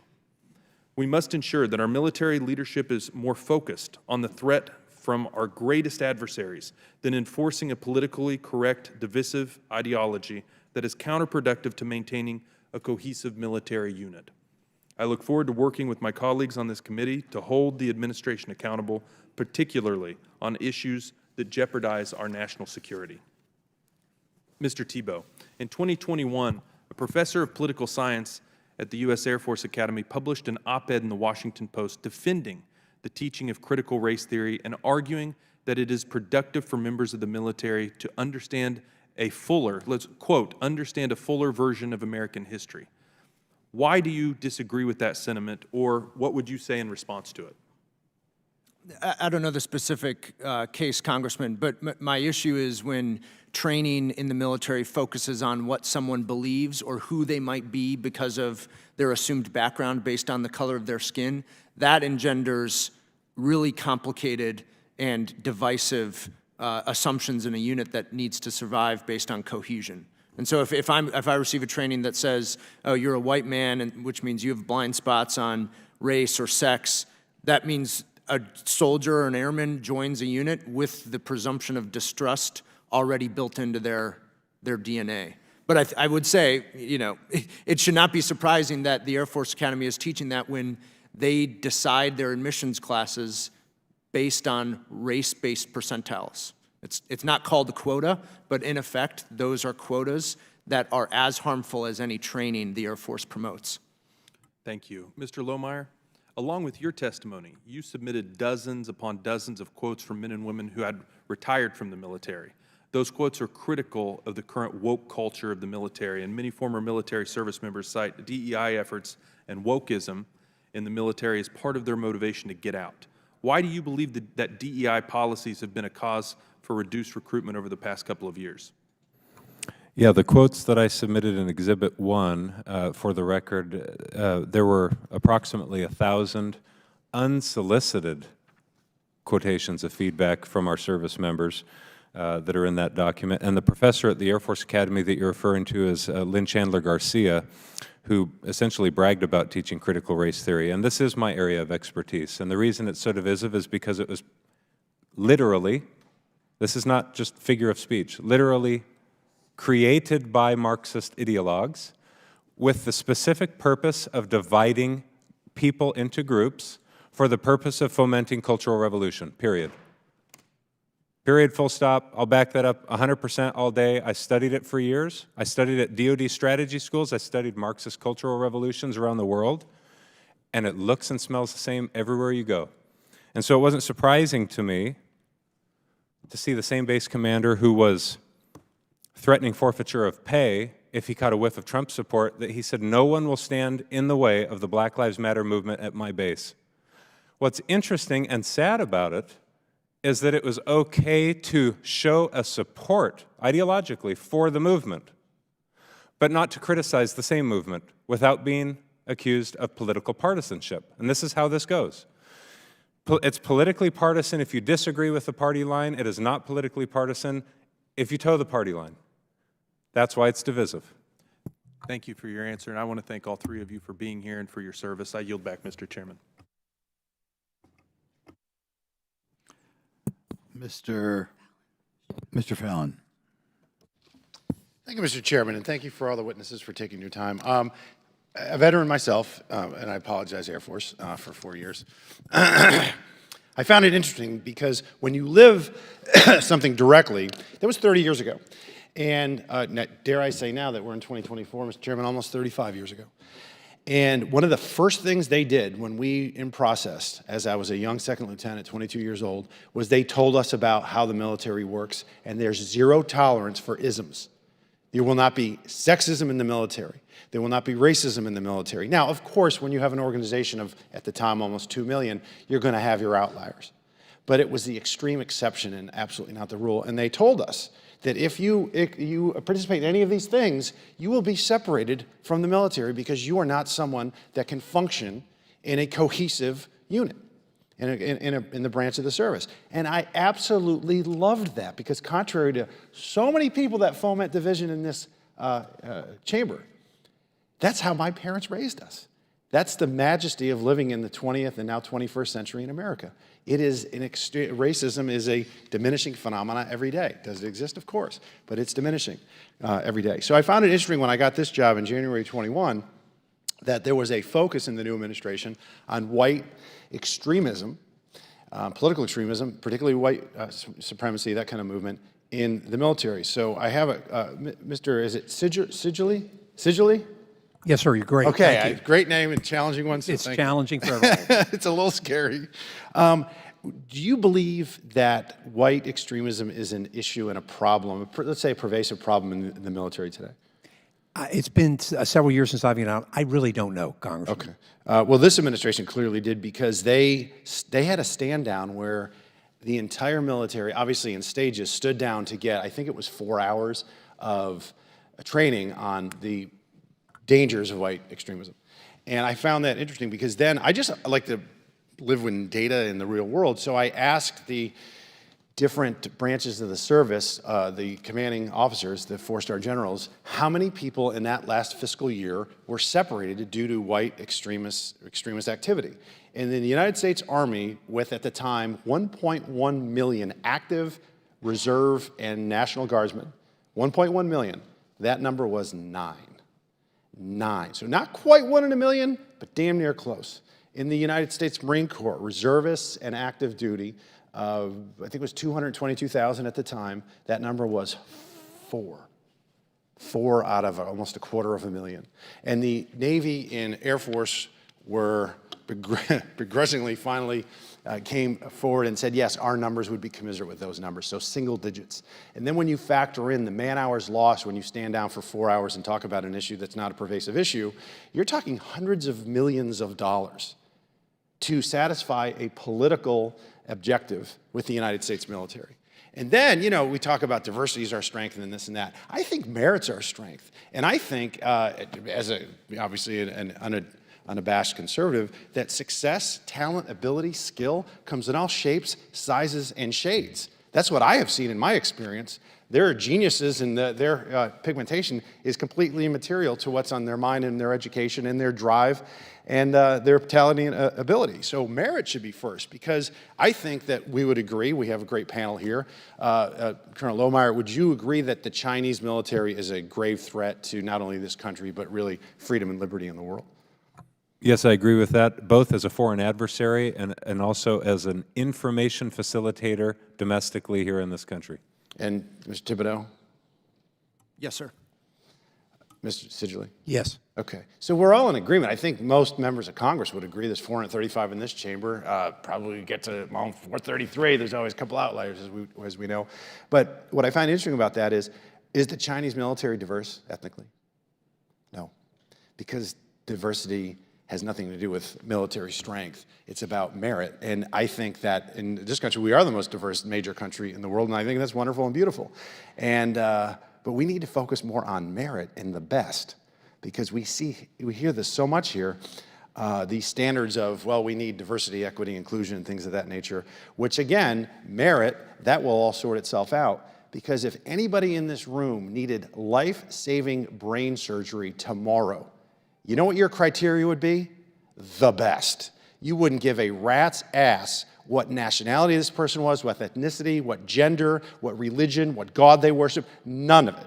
Who's the best surgeon in the world to preserve my life so I can live it for my family, my kids, and my country? I want to thank the witnesses again. Thank you, Mr. Chairman, for this great topic, and I yield back. Thank you. Good point. Mr. Walz?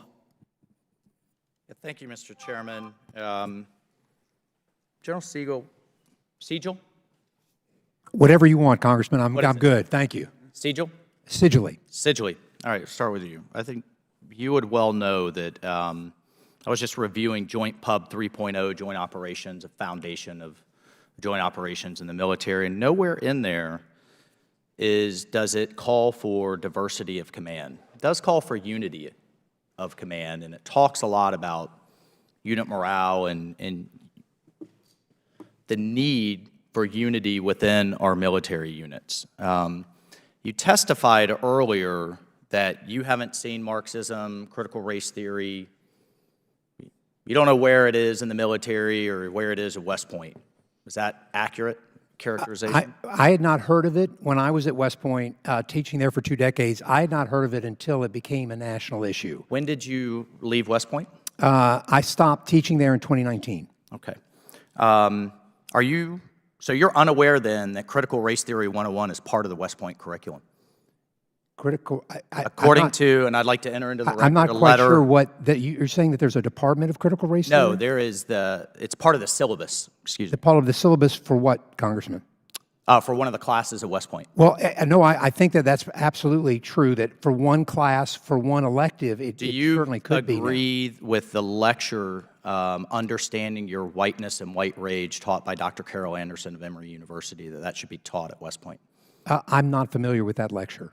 Do- The thing Essentially, is that, the theme is that white people are enraged. Not 100 years ago, not 40 years ago, which you're talking about, the 60s and 70s. Today, white cadets, white people are enraged by black advancement. well, I think, Congressman, the great thing about education is that you can get a variety of different perspectives. Sure. It's not training, which is what some of my colleagues have talked about. I'm talking about education. You want to hear the broadest representation of every viewpoint Do you so that understand? you can hear that. I know this is the very clever approach of the left to conflate history with current day training. So would you agree that critical race theory is a foundation for DEI? No, I would not. I don't know that to be true. DEI, it goes back to equal opportunity. In the early part of the 1970s, it's still just a part of what equal opportunity, I would say. What's the difference in equity and equality? Equal opportunity, which is, so right now, the Director of National Intelligence, how infused this ideology has become across our national security apparatus, the Director of National Intelligence has an Office for Equal Opportunity, which, for the record, I fully agree with. I want every American, race, religion, socioeconomic background, to have an equal opportunity to serve. They also have an Office of DEI, including equity. What's the difference in equity? Well, I would say that when this started as a historian, it started as a Defense Race Relation Institute and then became the Defense Equal Opportunity. What's the difference in equity and equality? Equal opportunity to serve and equity, which is an equal outcome for all. I would again say that the equal opportunity, which at least at West Point, when I was there and started the DEI I'm all for program, equal opportunity. but the equal opportunity program falls What's under the equity? DEI at West Point. What's equity? I don't know what, Congressman, if You're here as an expert today, the Democratic witness. Diversity, equity, and inclusion is part of there's a DEI office in the Pentagon, a chief there's DEI there's office. DEI in many And of you those. don't know what equity, you can't testify to what equity means? Well, I'll tell you, since you don't know. Thank you, Congressman. It is equal outcomes for all, which is a hallmark of Marxism. DEI is Marxist-based, as is critical race theory, but let's progress, since, apparently the expert doesn't know what equity is in DEI. I have here, I'd like to enter for the record, a class composition with racial goals for West Point. You just testified, you were under oath, you were in the admissions office. I was there, I wasn't in the admissions office, I was on the admissions committee for 1 year, and I know that there were no quotas, is what I said, Congressman. So we're going to parse over quotas and goals. This is from the superintendent, and here's the goals, and it has African Americans, Hispanics, Asians, women, with percentages. We have red here for when they missed those goals. As I said, Congressman, That's there an are issue. no quotas on when I was on the admissions committee. There were no Let's quotas. also there is enter into also, the record- Congressman, the ability to have athletes on there. So there are many other goals on there, as I'm sure you've seen, on what are the other. And if you could go read all of those goals, it would tell you how deep that is. And in fact, Here's one of the the problem. largest number of people that are recruited at West Point are athletes, 25%. Here's the problem. When you have in any elite institution, when you say, and your directive is to advance one group based on the skin color, you have to take those slots from another group based on their skin color. And it's Congressman, a zero sum. But the largest of those groups is the athletes. It's a zero sum. Oh, the athletes get broken down by their skin color. And in this chart. 25%. In this chart that of you those. just said doesn't exist, but let's continue. This is my time. Here, just to go how system-wide, Mr. Chairman, here's a memorandum from the Secretary of the Air Force with white, black, Asian, American Indian? I mean, I think my wife, who's an Army veteran, who was Arab, she didn't have a place, I guess, in this chart. My son, who's now multiracial, I don't know if he would have probably looks white to most people. I don't know that he would have a place. But here, you have current percentages and a mandate to increase those percentages. You have to then take those slots, whether they're pilot slots or whatever, from someone else based on ethnicity. This is signed by the now chairman of the Joint Chiefs, C.Q. Brown, signed by the Secretary of the Air Force with the mandate, I'm sorry. Oh, I'm sorry, excuse me. With a mandate, you are directed to develop. Mr. Chairman, would you mind yielding? I'll yield him all of my time. I'll yield him all of my Mr. time. Chairman, if it's okay, if I could have That's okay. Well, I just want to get this on the record because I think we've had some very misleading testimony today. With the mandate, you are directed to develop a DEI plan within 30 days and report back annually based on percentages. This is illegal, it's wrong, and it's divisive. Finally, I just want to ask as a matter, here are some of the key proponents of CRT, which basically says to be less white is to be less racially oppressive. To be white, no member of society is innocent. What these authors say is that if you're white, you are incapable of not being racist. That in and of itself is racist, sir. And by the way, these were lecturers at the Air Force Academy. That is divisive, and it's wrong, and it's destructive. And finally, Mr. Chairman, thank you for your indulgence. We have data that shows, as Mr. Lohmeyer has testified to, 62% of active duty military members are seeing a politicized military. 65% will recommend their child not join, and now we're in a recruiting crisis. This is why these hearings are so necessary. And you are right, Mr. Siegel, in that Congress drives change. This Congress has banned critical race theory in the military in this defense bill. We have eliminated the hiring of divisive DEI bureaucrats. We are going to drive this change to get our military back to a meritocracy with equal opportunity for all. You cannot fight racism with more racism, and you have to have data. Final question, Mr. Chairman. Do you, General Siegel, have any data that shows that a more or less diverse submarine bomber brigade is more lethal or less lethal? Let's go with a submarine crew. Congressman, I know that a submarine's lethality comes with its nuclear weapons. We have the most lethal. No, I'm talking about the crew. You have to have people to operate it. Right, and I would go back to my area of expertise, which is in the early 1970s, when we did not have that lethality then. And, and the reason that we didn't have that lethality then is because we did not have policies that allowed us to have that. We're now 50 years beyond that. And the reason that we're so good is we've had those policies. Those policies have made us as successful as we are right now. By percentage, a more or less, let's say bomber crew, let's say brigade, whether it's 50% black, 10% black, 30% Jewish, any of these societal factors, data that drives readiness. I would say that the only way we can have an equal force that is ready and able is to recruit that force. And if we can't recruit that force from the entire country and have leadership that reflects that, then we are not going to be a successful military. But we are a successful military in part because some of these policies allow us to recruit and retain the greatest Americans in the country. I'll take that for the record that there is no actual data. Thank you, Mr. Chairman. Okay, thank you much. I guess we have a couple minutes for Mr. Comer left. I have 2 more minutes if you want to. Go ahead. Thank you, Mr. Chairman. Go ahead. Take it, Mr. Chairman. Go ahead. You're the expert. Go ahead. Let's go with, just for the record, with General Burt here and how politicization is infusing our military. This is General Burt from your service, Mr. Lohmeyer, and I'd like you to comment on this, who stated publicly at a forum that she is compelled to consider different candidates who are perhaps less qualified if they disagree with state law.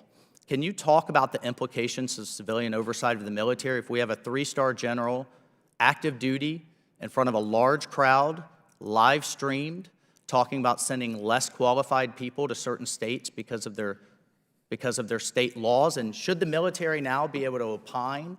For example, this is the Pandora's box that is being opened, that if maybe I don't like the Second Amendment laws or the gun restriction laws in a certain location, that I should now be able to self-select with the military to go to a different place?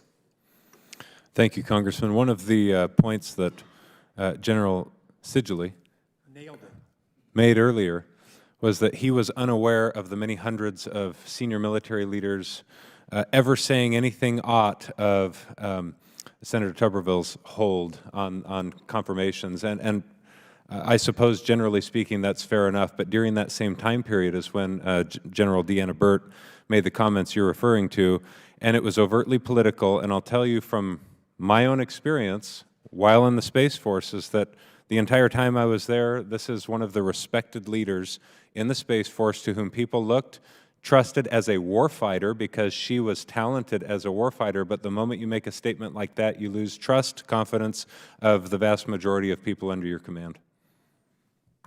Thank you, Mr. Chairman. Okay, thanks much. Mr. Comer's waived his, or gave all his time to Mr. Waltz, so time has come. Here, we got to first read my official. In closing, we want to thank our witnesses for their testimony. I now yield to Ranking Member Garcia for his closing remarks. Thank you, Mr. Chair. And I want to just end this hearing with some of the comments I made earlier, and just again show I'm just dismayed and disappointed that we are choosing to spend our time this way. I do thank our witnesses, but I think I'm going to do a quick, brief summary of what we've already heard. One, a member chose to use this time to argue that members of right-wing militias should serve in our armed services. That's pretty outrageous. A witness, Mr. Lohmeyer, called the slogan Black Lives Matter a monument to Marxism, which is also pretty outrageous. The same witness claimed that he speaks for all service members, and I just want to note for the record, having talked to many service members before my time in Congress and today, I can say with certainty that he does not speak for all service members, particularly on issues of diversity and inclusion. We had a comparison of also that slogan to military bases named after people who took up arms to destroy our nation to preserve slavery was discussed. Members decided to relitigate the Vietnam War, which was interesting. We heard anti-vax propaganda, which continues to cost lives in this country. We heard cherry-picked anecdotes from a right-wing ideologue who personally and baselessly attacked members of this committee, speaking to one of our witnesses. The idea that our work today upholds national security is, in my opinion, a joke and crazy. And General, I do want to thank you once again for your clear and insightful testimony. Here are some of the facts. We need to harness the talents of every American, especially in a difficult recruiting environment. That means we need a climate that welcomes people of all backgrounds, that actively combats bigotry and extremism, and then makes all service members ensure that they are protected and supported. I just want to say finally that the arguments being made by two of our witnesses and some of the majority, as a reminder, those arguments have already lost. We are in a diverse military today. Those are arguments of the past. No matter how many times you come forward, write a book, give testimony, or try to move us backwards, you have failed. The Army is diverse, our military is diverse, and the United States will continue to be a place that welcomes diversity, inclusion, and that diversity is here to stay. And with that, I yield back. Okay. I'd like to thank everyone for being here for today's committee. First of all, I'd like to thank Mr. Perry for pointing out that our military did not lose the war in Vietnam. Just a minor point. It was lost when Congress stopped giving aid to South Vietnam, but our military never did a tremendous job. To me, this is a very important committee and a very important hearing because our military has way too many people or way too much focused on race. And when they talk about diversity, they're not talking about who is musically inclined or who is tall or who came from North Dakota. They're talking about race. The head of the new Joint Chiefs has said that their goal should be 42% white officers, which means, in other words, that if you're the most qualified person, but you're a white guy, you're going to have a tough time, a tougher road to hoe. DEI is a Marxist ideology, and the reason it's Marxist is they want to destroy America and they want to divide America. And one way to divide America is to have everybody not identify as, say, Mr. Lohmeyer himself. They want him to identify, I don't even know what your ethnic background is, Mr. Lohmeyer, comma, Hispanic American, or Mr. Lohmeyer, comma, Native American. And the Marxists realize that once we get that in America, where everybody thinks every election or every promotion is a battle between ethnic groups, we have destroyed America. And that is where we are going. I wish I would have brought up earlier, like I said, that new head of the Joint Chiefs says a goal should be 42% white officers. In other words, she's outright saying that we are going to discriminate against you because you're a white guy. She's outright saying that the person who gets the promotion is not necessarily going to be the best person for the job. And inevitably, it's going to create divisions within the military because it causes people to say, I should be promoted because of my background. Furthermore, this diversity thing, I suppose in some ways diversity is okay, but in other ways, I don't see what it has to do with anything.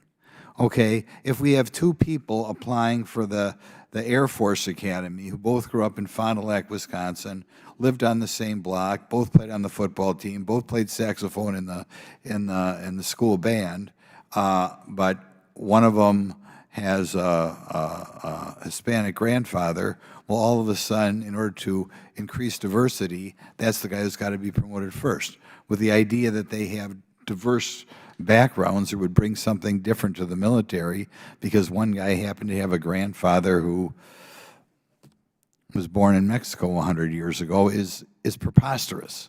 But that is the ideology that is being pushed today and will inevitably destroy the military and will inevitably destroy America. So I'd like to thank you three folks for being here. I do not believe that forever, I sure hope Mr. Garcia is not right, forever we're in a position in which we define people by where their great-grandparents come from and believe that if this is not true, but if my grandfather was from Mexico, I don't speak Spanish, I've never been to Mexico in my life, but somehow, therefore, I have a unique viewpoint that I have to be promoted against other people in the military. That's ridiculous, and it's scary, and it's absurd, and I wish more people would say it, and I wish they'd call out people on what exactly they mean by diversity. How because I have an ancestor born in Thailand or something, it makes me a better sergeant. It's just absurd, but that's the ridiculous ideology that's taken over America. Okay, now with that and without objection, all members have 5 legislative days within which to submit materials and additional written questions for the witnesses, which will be forwarded to the witnesses if there are no further business without objection. I can't believe that people think it matters where my ancestors come from when we promote somebody. But okay, without objection, the subcommittee stands adjourned. Thank you for all being here. You see that, don't you?